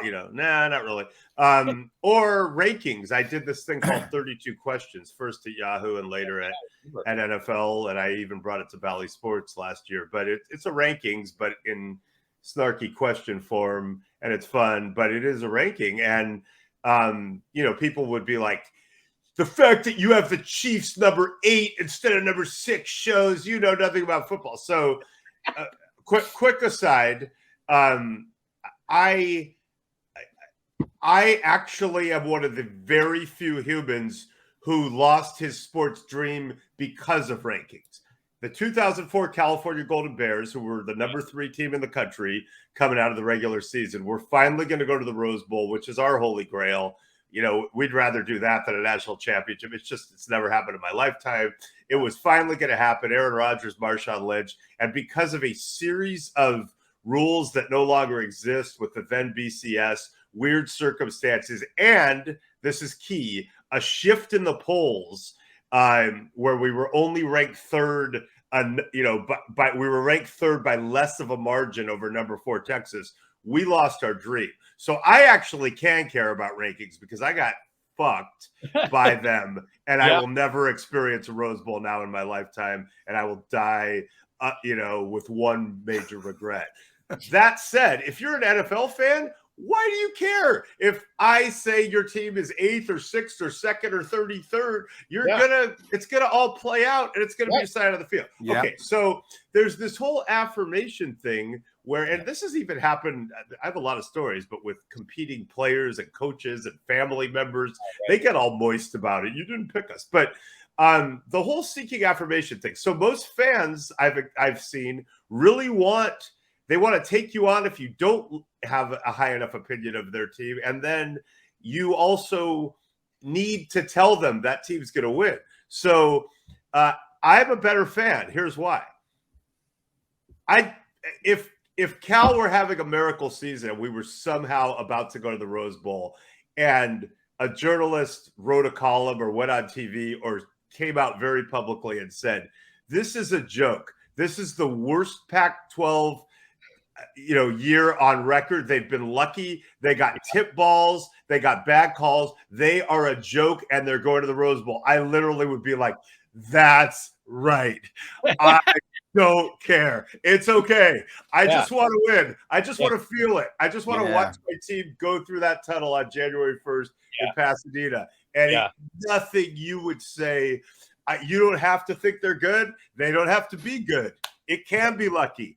I don't care. I might disagree with you. I still don't care. So in that and a few other ways, I am a better fan, but all fans suck, and I do suck because I'm a fan. Well, no, I get that. I do. I mean, I'm sort of on your line of thinking. I always love it when, I mean, I go to sleep literally listening to WFAN, right? And because it's the only time you're a disturbed guy. I am. You know what? But I don't care what you think. That's good. See, that's important. Yeah. Well, you're the writer, right? I mean, again, I live vicariously through you from now on, because that was what you're doing. What I wanted to. I ended up a weatherman in the 60s with radical movement, and that ended up 22 years. I was going to say, you're not talking about a weatherman. You're talking about a weatherman. I'm talking about those weathermen. That's right. The ones that I spent a good chunk of my life getting arrested in college. Right. So, that's happened to the best of us. We had the divestment protests in the 80s. We were trying to get the University of California to stop investing in companies that did business in South Africa. So we had a little taste of it. But yeah, I mean, I was born in 65. Apparently I got tear gassed visiting my aunt at Cal when I was a very young kid. Wow. Probably 4 or 5 maybe. And I know my dad put me on the back of his Schwinn, and we saw Jefferson Airplane concerts at Golden Gate Park in the late 60s. So I mean, I've been very lucky for someone born so late. But so so we're on the whole fan identity thing, and Kenny obviously is has made a huge impact in this area. But it is interesting because I've always thought, as an American consumer, it's the big lie, right? They say you're Golden State Warriors, but they're not yours.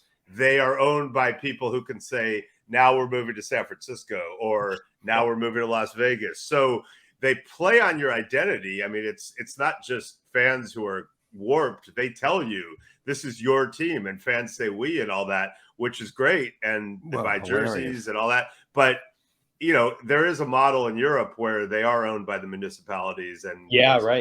Yeah. But the only thing, the funniest thing we have in American major sports is the Green Bay Packers, who are a publicly held company with a board of directors, but they've created the greatest scam in the history of American sports marketing, and they have shareholders, and they sell stock every few years. They sell more stock, and it's a certificate. It costs money, and you get to go to a meeting where you have no power, but you are a powerless shareholder. And you're and people always say, I'm an owner of the Green Bay Packers, and I'm like, only if you really twist that word into a really, really horrible place. But I mean, and they funded a stadium renovation, which is amazing.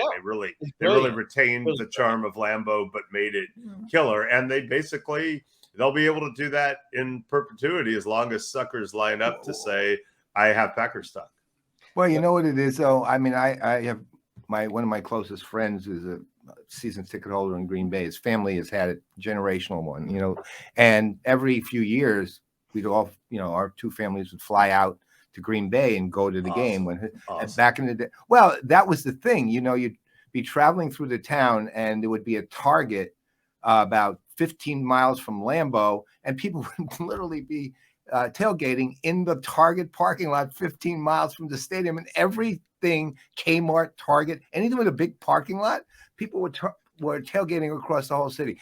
Then you would go down and you'd see Mike McCarthy High School or something. I mean, and the other side, which was so. Just to give you a perfect example, and this is like typical of Green Bay Packer game family life. My friend's mom had this club of literally little old ladies, and they would. This is how long ago it was. They would VHS record the tapes, and then they would watch the game afterwards and dissect it, right? And these are like 75, 80-year-old. It's amazing. I'm calling them old ladies. I'm 72, right? But but 72 is the new 50. Come on. I'm treating it as the new 30, I hope. But that way it can be immature, right? So, By the way, are you sure it wasn't beta? You said VHS. No, with no, a lot I of was about to confidence. say beta, right? But it was just regular VHS. Well, because it's funny because the coaches, the last remnant of beta, other than TV cams, were the coaches watched on beta. So they would when they say break down tape and all that, that was beta into the 90s. You know, they were still yeah. And then Wow. the Avid system came, which was semi-computerized, and now of course it's all digital and easy. But yeah, it was not VHS, it was beta. It was, it was just like watching the town get into it was like kind of a pleasure, really, because it's so excited. Yeah, like in Green Bay, the local time is always like 1956. I mean, yeah, it's kind of cool. Yeah, Kyle wrote.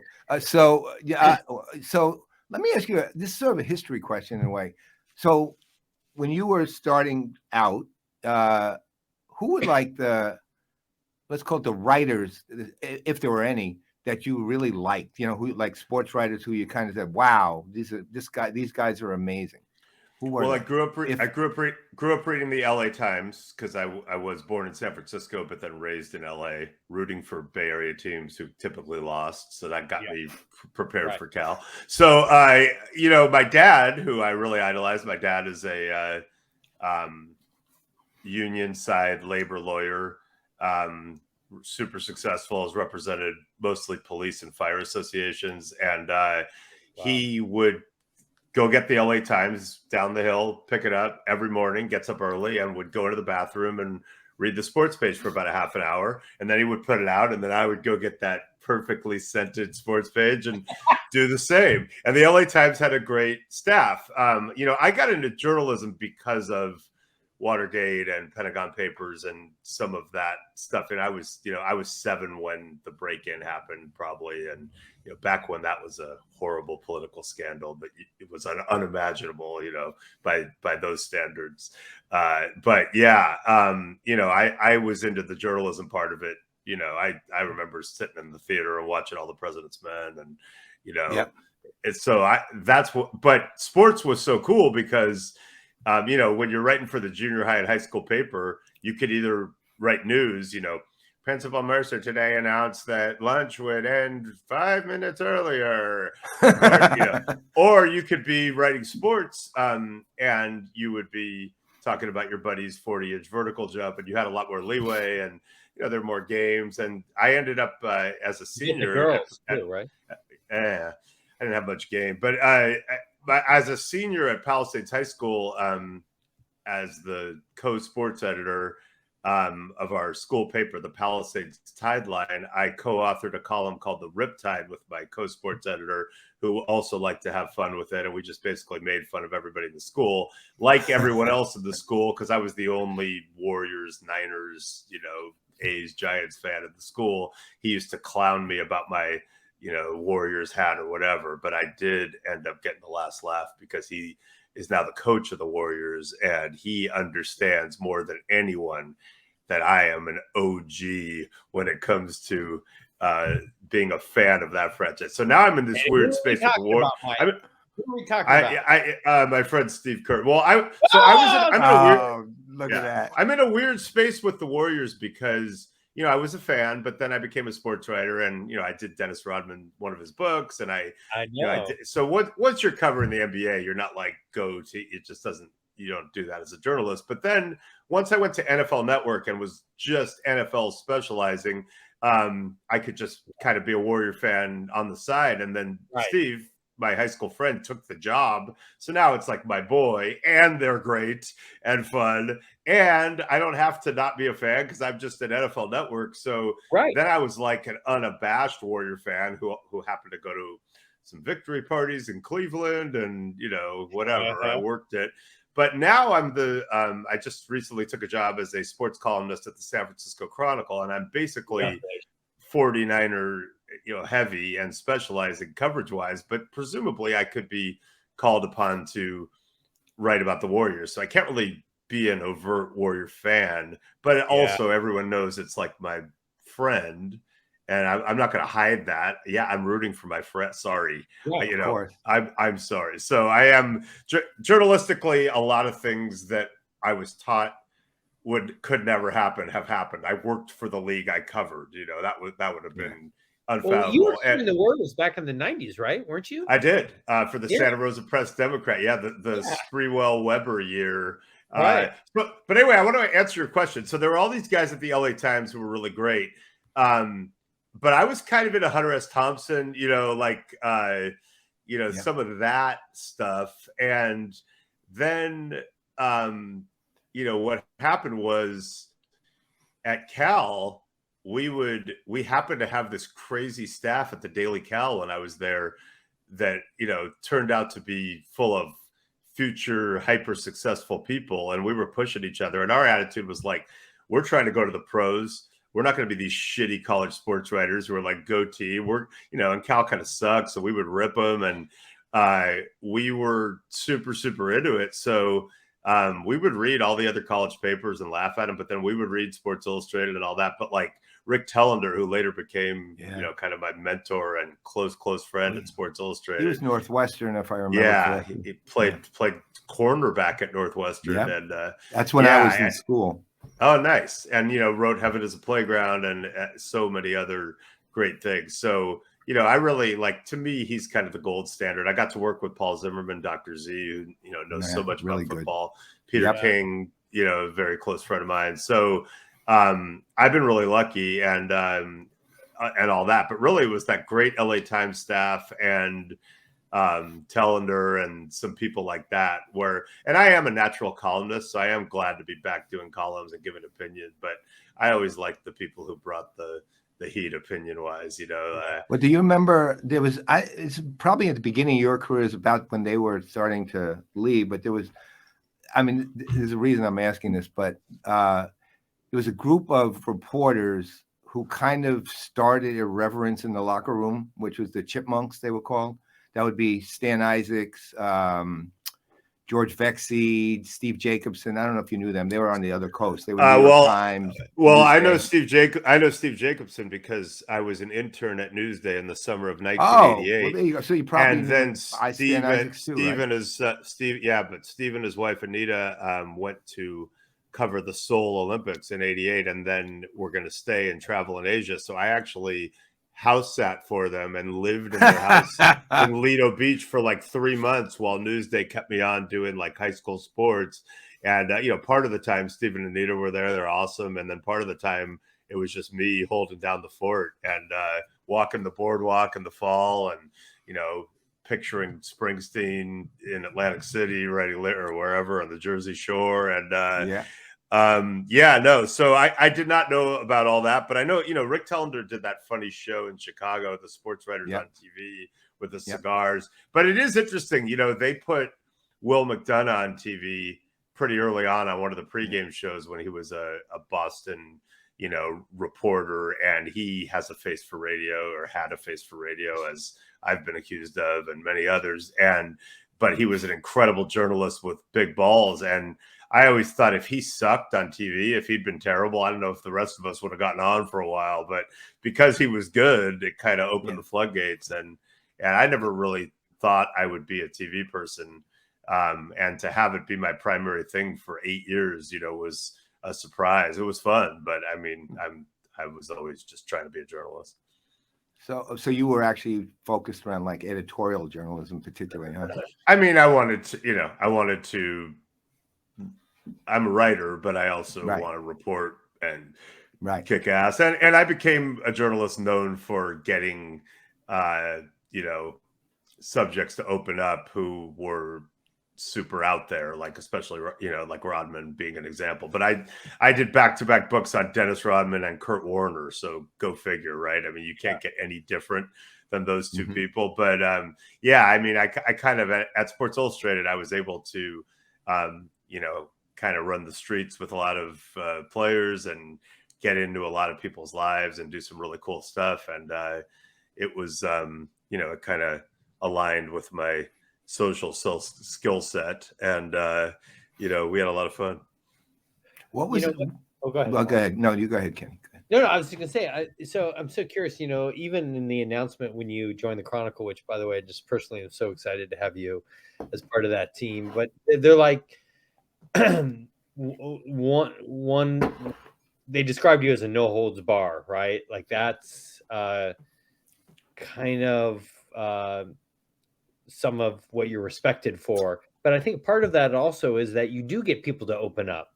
You do get people to share the things that fans want to hear. And I'm just curious how you do that. Like, is it just because of a level of emotional intelligence that you can create a safe space and they do that? Or is it out of respect of that? Or is it a strategy in how you ask the questions? Yes. And a lot of it is feel, and I won't reveal all of it because I like the fact that you can do that. I just expected there to be like people who were younger and better at it following me in droves that would drive me out. And partly because it changed and people were looking for different, like, hey, I got clicks, or they're just, I think, more distracted. I don't think it's happened as much as I thought. There are definitely young journalists out there kicking ass and getting access, and it's harder now. But I would just say vaguely, like, I think part of it is, there's an arrogance that helps me, and that I don't, you have to be way more of a pest and push your dignity to levels that you wouldn't in real life. Can I hang out with you? Can I follow you around to the dry cleaners? Like, I wouldn't say that to Peyton Manning in real life. I'd be like, dude, whatever. So if you also are self-absorbed and arrogant enough, and maybe growing up in LA around celebrity, like, and you think you're just as important as they are, if not more, because who else would be more important than me? Then you kind of are able to kind of cut through some of that. And then the second thing is, I think, that when you have a vulnerability about you, it can very quickly underscore the fact that you're not out there trying to screw them and sleaze around. And I'm a very direct person. I'm not going to be accused of like, ooh, he snuck around and we didn't know what he was going to do. And then he got like, no, Mike Silver, I got banned by Al Davis before I ever wrote anything, a year before I ever wrote anything, just because I told them what I was going to try to write about, and they freaked. So, so I think, like, if they see me throwing myself out there in certain ways, or being very vulnerable, or implicitly trusting them by giving them some information about me that probably wouldn't be great for me publicly, they, I think, get it more quickly. And the other thing I would say is, what really helped me is, because sports writing, when I started, it was very old and white and male, not like it's completely fixed, but thanks to a court order, a mandatory desegregation order, I went to public schools in LA that were fully integrated starting in 7th grade. And so, I had the best of both worlds. We had kids voluntarily bust into my junior high and high school, but we were 50-50 in high school. And, at a young enough age where even if you were prone to believing any bullshit stereotypes, you saw them disproven every 100%. day, so I was from a world, blessedly, where I was used to, especially Black people, I was just used to those interactions. So when I started covering the 49ers as a young person against all these daunting old guard people like Ira Miller, really, really good journalists who were plugged in with the general manager and the coaches, and I was like, I gotta survive. So I would bro out with the young players, often Black players, and I think because of my comfort level, that really, I was very lucky that way. Well, they obviously trust you, which is really the fundamental there, I would think. And that's the other thing. Like, I've left a lot of great stories or parts of stories on the table because you err on the side of the relationship, and I've not always been perfect, and I could tell you about the 8 times where I'm like, in retrospect, maybe I pushed it too far there, but that is true. If you're playing the long game and you're erring on the side of the relationship, because our world is not that big. One of my proudest moments later in my career was I broke a story when I was at Yahoo where Des Bryant was drafted by the Cowboys. And the story was that during a pre-draft interview with the general manager of the Miami Dolphins, then Jeff Ireland, he was asked if his mother was a prostitute. And it kind of ushered in a referendum on these pre-draft interviews and some of the garbage that had gone on. It's like, that would be a violation of federal employment law, among other things. And so what happened was I spent the night before the draft in Dallas, coincidentally, or in the Dallas area, near where he was from. I spent hours with young Des Bryant, who was a polarizing figure going into that draft. And he was like 4 hours late for our meetup. And so like, I was proud of my, I'm not a patient person in real life, but sometimes, sometimes in our job, you gotta just wait and have stamina.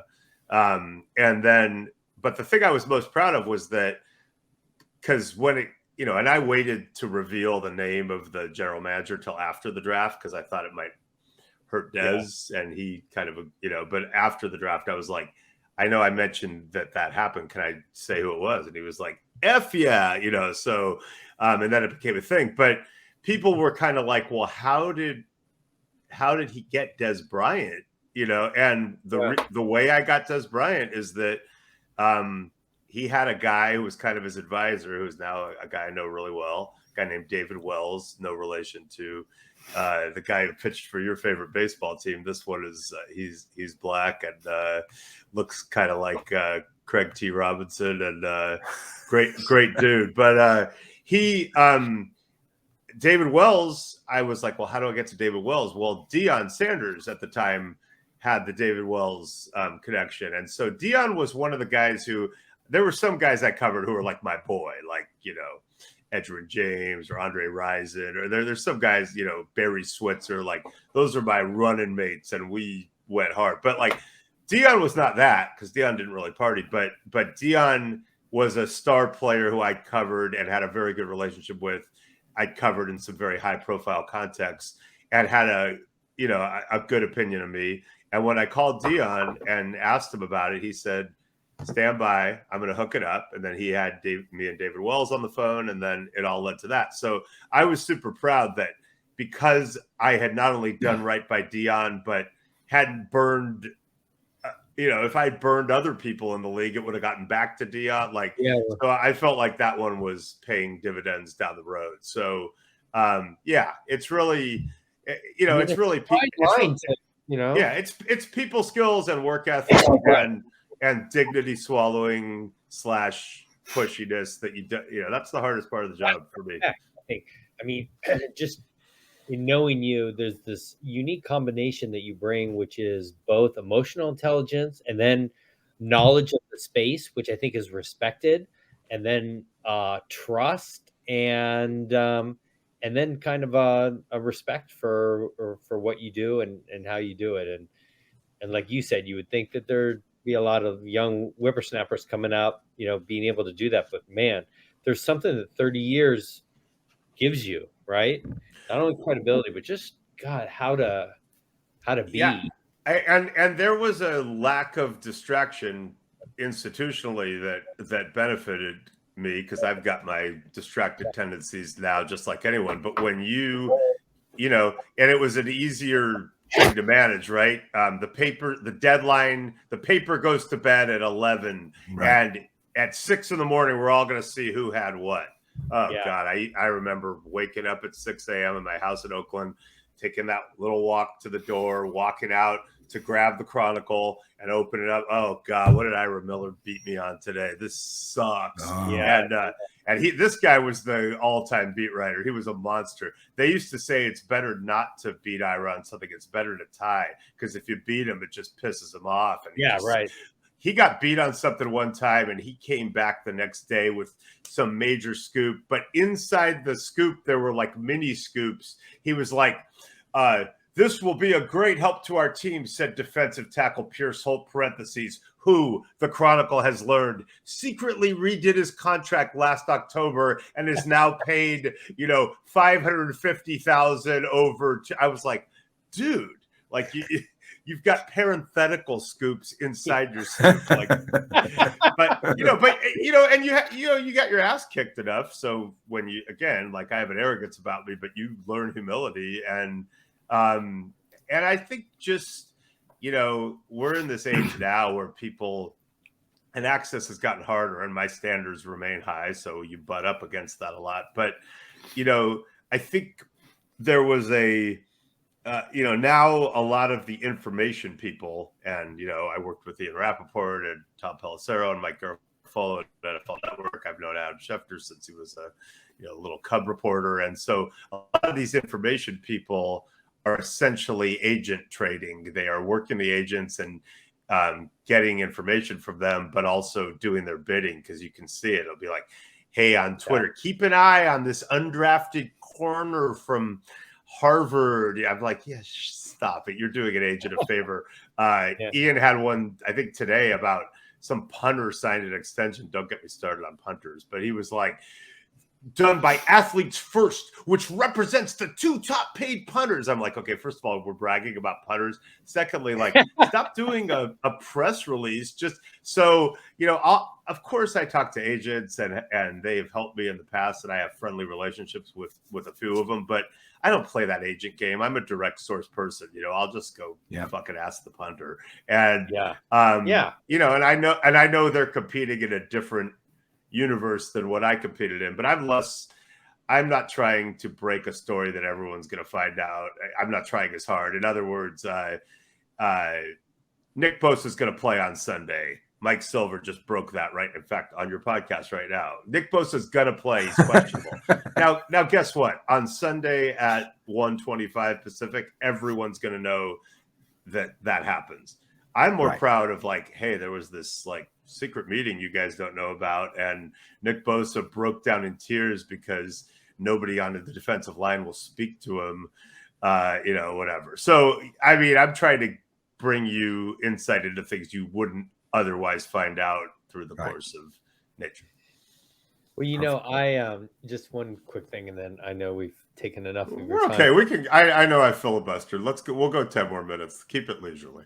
Steve Kerr, obviously I was running marketing for the Warriors when Steve Kerr came in, after Mark Jackson.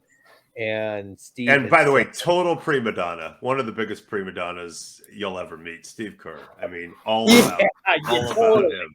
Like, unbelievable. It's all about him. Steve, I showed him the opening video that I wanted to run, and he was in it because the fans loved him. And he's like, you got to take me out. I'm like, Steve, the fans love you. We're leaving you in. He's like, okay, just for the record, though, I wanted to be taken out.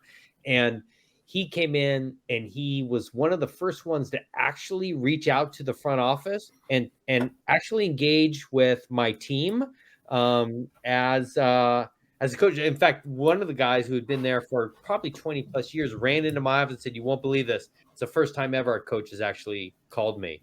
And he wanted to take down every single individual accomplishment in the practice facility because it was all about team. He asked my team to do a really cool video for the players that was pretty irreverent, but awesome. And that's where he mentioned the word strength in numbers, which is what I took to become, the lexicon. And in fact, I've made it. I talked to Steph just a little while ago about this. Nice. I don't know why they're not, in my own opinion, why they're not still using that when, you've got LeBron James after winning the championship saying, just like the Warriors say, strength in numbers. He got Clay in post-game interviews saying it's all about strength in numbers. And then they go out with gold-blooded. I just don't get it. And gold-blooded is not, in my opinion, a great thing to communicate right now, especially in Oakland and the Bay Area with the blue and gold-blooded, baby. Yeah, blue and gold-blooded. That's they try. Anyway, but Steve, Mark could get us to good, but Steve is what got us to great. And it's just, so please tell him that his favorite head of marketing says hi. I will. And listen, it's just so you have these friends growing up who, I mean, what's better than a friend when you're a kid? It's like the best, purest, most awesome thing. And then, you grow up and you all deal with shit and you drift or whatever. But like, he was amazing as a kid, just a good soul, but he's like gotten better even in every way. I know. And, just to see him as a husband and a father and, just that stuff, I just like, I get all how he handles choked up also, about it. Pain. He's been through a lot, right? Yeah, he still is. Yeah. And so, right. And I know, I always tell him, like, if I was dealing with like the constant pain that you are, I mean, I'd be such a pussy. You'd hear about it every 5 seconds. It scared me with him because I know he's so tough. And then, and to hear how much he was admitting to me about how horrible it was scarier to hear it from him than like, if it was me, it would be like, yeah, okay, dude, whatever. Jewish people don't really like pain. So Hey. come on. Well, it's so funny because I've used this line a lot because my wife says it too. My wife is not Jewish, but a lot, but I've said it. My wife says it, I don't like pain pills, but I always go, caveat, I really dislike pain. So if I got in really bad pain, though I don't like pain pills, right, I suspect that I would start liking them or disliking them less than pain, Yeah, so. We are. Well, and also, I mean, it's just an incredible individual, and your relationship with him, I know, is really special, and that's really, really unique in the space for all those years. Think of all. It's funny that like we're very similar in that we didn't have game in high school, so we were good dudes, but not really like pulling off the sweet surfer dude, like girl ridden existence. And then we both met someone pretty early in college who's kind of a badass, and then we stayed with and are still married to and have 3 kids. So we both got lucky, but it is really funny. I'll give you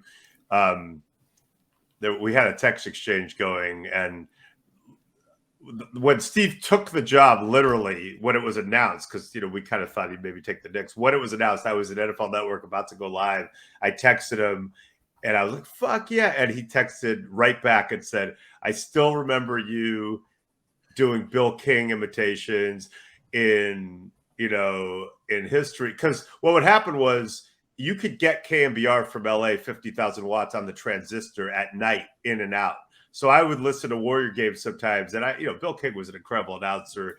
And he said, Steve said, so in a recent text exchange, we were talking about Bill King and Chick Hearn, and Steve sent me this long text. And he said, I remember one time we got 2 radios on a Laker Warrior game. We had Chick Hearn on one, Bill King on the other, and we were comparing them, and we were laughing because Chick Hearn said that Rick Barry took a 20-footer and Bill King said it was a 17-footer. And I kind of waited. I saw the text and I texted back, it's amazing we weren't getting girls. It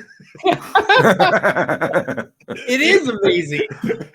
I mean, come on, man. We're listening to the 2 radios and comparing. I know. But see, we both slopped into pretty good existences. It worked out. But it worked out.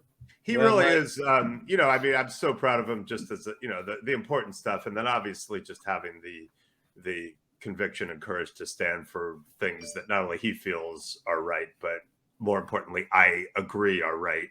So, and by the way, are right. He is sticking up for the things that we all know, are actually correct. Okay, so, I'm just going to tell you one little inside story, and then we'll let you go. But Steve, when we win the championship, of course, I was running marketing from 2013 through 2 championships, and we don't really get bonused. The front office does not really get bonused. The leadership does, but the front office in general doesn't get bonused for winning the championship.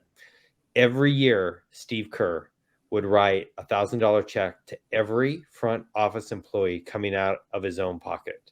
Whoa! Wow! I'm speechless because not only what that meant to everyone, but also that's the kind of coach he was. I mean, there's plenty of coaches that don't think about the front office at all. And by right? the way, if you're like a Magoober and you hear this story, don't you just like write Steve a check back channel and be like, Yeah. sorry, dude, but what? Not Yeah, listen. I don't want to rip the ownership. They have brought me so much joy. No, and I'm good friends with both of them, Yeah, Peter yeah. and Joe. So, but I'm just saying this is an indication of the type of person he is. So, For just, sure. it's Well, that's wonderful. good. That's good to hear because you know, he is an arrogant, self-absorbed Yeah, prima of course he donna. is. It's Yeah. always about him. Right. And so when I hear that he's like acting in a way that throws people off the set, I mean, I'm sure it someone means- told him. Someone told him to do it. I'm sure. Yeah, he got coached up on Yeah, that. he got coached on that. Come You on. know what? You know what's amazing? I got to see his mom, which was really emotional for me. In August, I had not seen her for probably since high school, and she, you know, I had this really good series of long talks with her, but she said to me, you know, she's a very esteemed educator, like his father was, and she looked at me and she said, "You were a very good student in high school." And she said, "Stephen was not. He did not try at all. He was terrible, but you were good." So I am going to lord that one over him. Absolutely. Are you kidding me? All right, Your Mike. mom always liked you best. Yeah. She didn't like me best, but she respected the grind at least. Yeah. Well, I just got to thank you for taking the time. I know things are busy. I'm super thrilled that you're now back helping us understand the NFL here in San Francisco and the Chronicle. I know they're thrilled to have you, and you know, just tons of success. Please say hi to Leslie for me. And of course, and right back at you. Our wives got to hang. And it was super nice. They definitely like each other more than do they that like us. again. And I mean, more than your wife probably likes me just fine, but no. Yeah, no, I will. And yeah, I have a podcast on The Volume, which is Colin Coward's network. It's called Open Mic. So that we drop episodes intermittently. It's me and NFL people. And then I am working for Bally Sports still. So I have, and as you know, Kenny, starting a media company, Backstage Media, and trying to get some projects off the ground. So I have a lot going on, but it's really fun. And you know, the Chronicle has a paywall, so I know a lot of people are like, dude, man, I want to read your stuff, but you know, that 99 cents for 6 months thing is really, you know, stopping me. And I'm like, bro, like when we were at Cal and like that dude used to play the, you know, rock songs on the guitar, like I threw a quarter in the case, like come on. So wait, is it actually 99 cents for 6 months? There's a deal, I believe, that you can get the first 6 months for 99 cents. That's how they hook you, but then it goes to like then it's $18,000 a month. I think, yeah, and it's auto renewal. It's not that bad. It's auto renewal. Yeah, auto renewal. Yeah, auto renewal. 6 months for 99 cents, and then months 7 through 9 are $99,000 per month, right? And you have to click 42 buttons to cancel, right. And then you have to do it on Google Chrome. Right, and you then have to call once you get to the 42nd. Yeah, right. And only between the hours of 3 and 5 Delhi time. That's right. And what you think? Oh, they mean India, and they actually mean Cat's Deli in New York. So no, and that's how they get you. That's it. But you come out with a pastrami sandwich, so it's not. You know, God, just hearing the words "Cat's Deli" just got me. Send a salami to your boy in the army, right? Now I'm hungry. I mean, so what's still there? Is Stage still there? Carnegie's gone, right? Carnegie's gone. Stage is. I don't know. Cats is actually doing. You know how they're doing their business. A ton of it is they're shipping it. Huh. They like I am not joking. I have literally at varying times hosted Super Bowl parties with Cats being the caterer, and I live in Virginia, right? Could you invite me? Oh, I'll be at the Super Bowl. But if you have any non-Super Bowl parties with Cats, could you invite? I'm going to get on one of Kenny's planes that only take like 20 minutes to go coast to coast. Told you. I'll tell you what. Guess what? I will never be that brave. It's I'll like, get you know, you like cats if you ever show up down in this area. I'll Okay. get it for you. I will even if you're deserve not it in New York. if I risk my life on one of those planes, or if I ever do full autopilot in a. Oh my God! in I've a- already put you on the list, Mike. Not even a good pastrami sandwich is worth that. No. Sorry. I'm No, not brave no. enough. No rewards, man. I I want to lack bring you up courage. to space in a balloon in space perspective. I told Yeah, you. that's gonna be Yeah. next life for sure. This Yeah. life, I'm gonna just Well. continue to cower in the face of And perceived bungee danger. jump. I put I you. would like you to bungee jump. No bungee, Right. no skydive. That's not gonna I'm with happen. you. No. I'm with you. I'm this former CEO of Lockheed Martin, who was one of my early mentors. Whoa. When How he do you was become a weather? How do you go from weatherman to CEO of Lockheed Martin? That's like an incredible. I'm still a leftist, though. I mean, I know, but I- that's full military industrial complex CEO. no, he was my mentor, not me. Oh, I thought you were the I'm not CEO this. of No, Lockheed. why would I want to be the CEO Okay, of thank Lockheed you. Martin? Sorry. Right? Yeah. No, God. Freaking me out. That is not in my. Let's say that Okay. that's never been in my playbook, right? Thank So I work independently, except for what we're doing here, right? Can you guys This see- is actually part of a five. There is a Grateful show- Dead element of this shirt. In case See, anyone's now, wondering. I will tell you this. I saw the Dead once years ago, but I was at Woodstock. I saw all 28 concerts, right? Wow. And you know what actually the claim to fame is about Woodstock, though? My brother and I paid for tickets. You might be the only ones. I think so. But here's the thing. We didn't use them, and we still have them. That's pretty rad. Oh, I have my yeah. ticket. I have my ticket stub for the play, the Cal Stanford game in 1982. Oh, you have that. Oh. And I did get to see 60-ish Grateful Dead shows. I'm not counting anything after Jerry as an actual show. Right. I've seen plenty of get those, but I'm with you. I saw 60 Grateful Dead shows between 83 and I guess 95, and but I was going to Cal in the mid 80s, and they were just always playing, and Yeah. it was cheap, Yeah, and well, it was we were so lucky, good. and I saw Jimi Hendrix like 2 or 3 times. I saw Cream on their you farewell repulse tour. me. I saw them all. I have a Cream. Someone got me. Which one? Disraeli Gears, by any chance? I mean, someone Yeah. just got me this cool I think that- concert poster. It's Fillmore Winterland, February to March 3rd. We don't know the year, but it's just a ticket. Well, if it's their farewell tour, I think it's 68, maybe 69. I can't remember. Yeah. But you know where we saw him, because I was at Northwestern, we saw him actually in the stadium that the Blackhawks used to play in. That's where Cream Wow. did their farewell tour. And then, well, we were lucky. I mean, I pretty much saw everybody back in those days, both at Woodstock and then independently of Woodstock afterwards. I was in the middle of, catch this, we were in a Led Zeppelin concert, but it was in a club. They never played in clubs. And this was like a rarity, man. I am so jealous. That just really That's all right. I'll tell you what, we can exchange jealousy. How's that? Okay. I'm jealous of your career. So I really love your career. I have, it's a tough job. Someone's got to do it. I have made the sacrifice to hang out with some of sports and entertainment's most interesting. Well, you're people. a person unto yourself too. It's aside from even that. I mean, you're good at what you do. So I that's try. I mean, what I'm counting on is like reduced competition, like people who are just completely distracted by Instagram and TikTok and other bullshit, and thus can't focus on. Look, the only time I see in the newer, let's say the newer, I'm not old school particularly, and really not. But let's say this: in newer media, there's very few of the writers that I admire that much as writers. Look, I've written 8 books, okay, and I'm a writer too, and I've been around, and so mine are more business books, but they're not. How they put them? I am not formal. I'm super conversational. Awesome. I'm only in the world of customer relationship management because I can get away with doing bad jokes and I have an excuse, right? So I like that. So the thing is though that one writer I have to admit I really like is Lindsay Adler.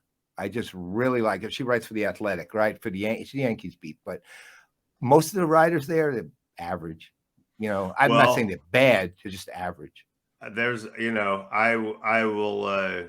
I'm just hoping that you don't think I suck. And no, actually, now I'm going to. But I would rather have. I'd rather elicit a strong response than he's okay. I was kind of bored. Like I'd rather be like that guy is the everything wrong with sports journalism than Oh yeah, I don't really read him. No, like you look, the interesting thing to me, honestly, isn't even the sports part. It's the writing part. I love good writing. Yeah. And And here's one of the reasons I brought up Stan Isaacs and people like that early on was yeah, I actually he used to publish me in Newsday. I was a 16-year-old poet. wow. I had to, well, he actually had this one poem, which is funny because it kind of gained this mildly, in the old days, kind of viral thing. It's actually mentioned in like 35 different articles of different people. Remember Elijah Pitts from Green Bay when he was still a running back before he was assistant head coach at Buffalo. I wrote this. He went to a college called Philander Smith, right, in Arkansas. So I wrote this limerick, and I sent it to Stan Isaac and went like this: I have a thought that gives me fits. It bothers me a lot. Philander Smith, Elijah Pitts, which one went to what? Right. And so Stan Isaac loved that poem. And his very first column on the first Super Bowl, Kansas City, Green Bay Super Bowl, he highlighted it with that poem. Right. And it got so far into lore that Elijah Pitts, when he was still alive and was still assistant head coach at Buffalo, mentioned it like 35 years later in an article written by George Vexey Jr., right? So, which is ironic because given Vexey Sr. was part of that chipmunk group that Isaacs and Jacobson were part of. So, I mean, that was like why I wanted to be a sports writer. I remember Stan Isaac gave me courtside tickets to the Knicks, and I would go into the city for that. And 35 years later, I became friendly with him again, like before he passed away a few years ago. But he was writing a book, and I'd already written a bunch, and I ran into a union guy who, oddly, I was also a union shop steward and things like that too through my life. And so, very activist actually. And so I ran into this union guy, and it turned out he was trying to help Stan Isaacs do the book. Right. And so, and he was, for some reason, Stan Isaacs was having trouble getting a publisher, and the guy has amazing stories. So I was working with him, although he got sick in the middle of all that. So I asked him, I said to him, I don't know if you remember me. And he said, you were always my favorite poet. I was 16 and I was 60 something when I got reconnected to him. So that was like one of my great moments of my life, just to Stan Isaac even remembered me. Right. So he was my inspiration for journalism, because he was the first guy I ever read who didn't worry about the formalities of all of it. Right. He was into the human side of it. He would do his top 10 ice creams randomly in his column called Out of Left Field. Right. And so, although I had to question some of those, I think Baskin Robbins was in them back then. Right. So, but you know what I'm saying? But that kind of human, right? Just being a human damn being in all of this and writing accordingly and hearing the voice of the person. I love that. And you're obviously that kind of writer, even though I haven't read much of it, but I'm hearing it. Right. So you could be my new Stan Isaacs. I'm going to watch. We'll see it. We'll see if I measure up. All right. Well, if I'm going to make it to the next podcast appearance, I better get off this one, because my wife might end my life if I don't hurry up and help her with some stuff. Thanks you guys so much. You bet. Awesome. Listeners, open mic, right? Podcast. Open mic on The Volume, Bally Sports, San Francisco Chronicle, Backstage Media. Thanks for having me. All right, Mr. Silver. Have a good day. Bye. Thanks, you guys. Bye. Bye-bye. That was amazing. You were right, man. He is some storytelling. What a career! Holy. No, he is. I mean, there's so many stories and things that have moved him, and he's moved other people, and just to be in that space for 30 plus years, you got to have a certain constitution, right? Mm-hmm. And I really think, now that, he started before the first webpage was developed in 91, right? So, this is what I say I presented to a bunch of C-level executives. It was one thing when companies had to really say that they would say what they wanted people to believe about the company. But before social media, there was no real accountability, right? One person could write one thing, and like Mike said, maybe you'd give it in the mailbox or whatever. But when social media started to become something where people felt like they could share their opinion, all of a sudden companies had to be accountable for what they believed in. They had to, or else they would be called out. And same thing with fandom. Fandom is just the most incredible thing. And we would say it's your Golden State Warriors, and we still believe it's there because the fans, again, with strength of numbers, such an integral part of the team. Yep. Right. It's Oh, not, yeah. you know, it is a lot is about them. You talk to any of the players and they believe that. So just phenomenal guy. And it'll be great to see what he does here. And once now that he's part of Yeah, I hope someday I get to meet the man. He's in Yeah. person. I mean, I've obviously will. got to meet him today, Yeah, but I just loved him. So, well, you know what? I mean, I'll tell you what. Why don't we take about a minute break so we can get over to Studio B to wrap right. up the show? All All right. right. I mean, and then we'll get over to Studio B, and then we'll Yeah. take ourselves out. All right. Just take me a couple minutes to get there. So I'll meet you over All there. right. All right. Yeah, it's a bit of a hike. A little bit of a hike, but All right. all See right. you in a couple.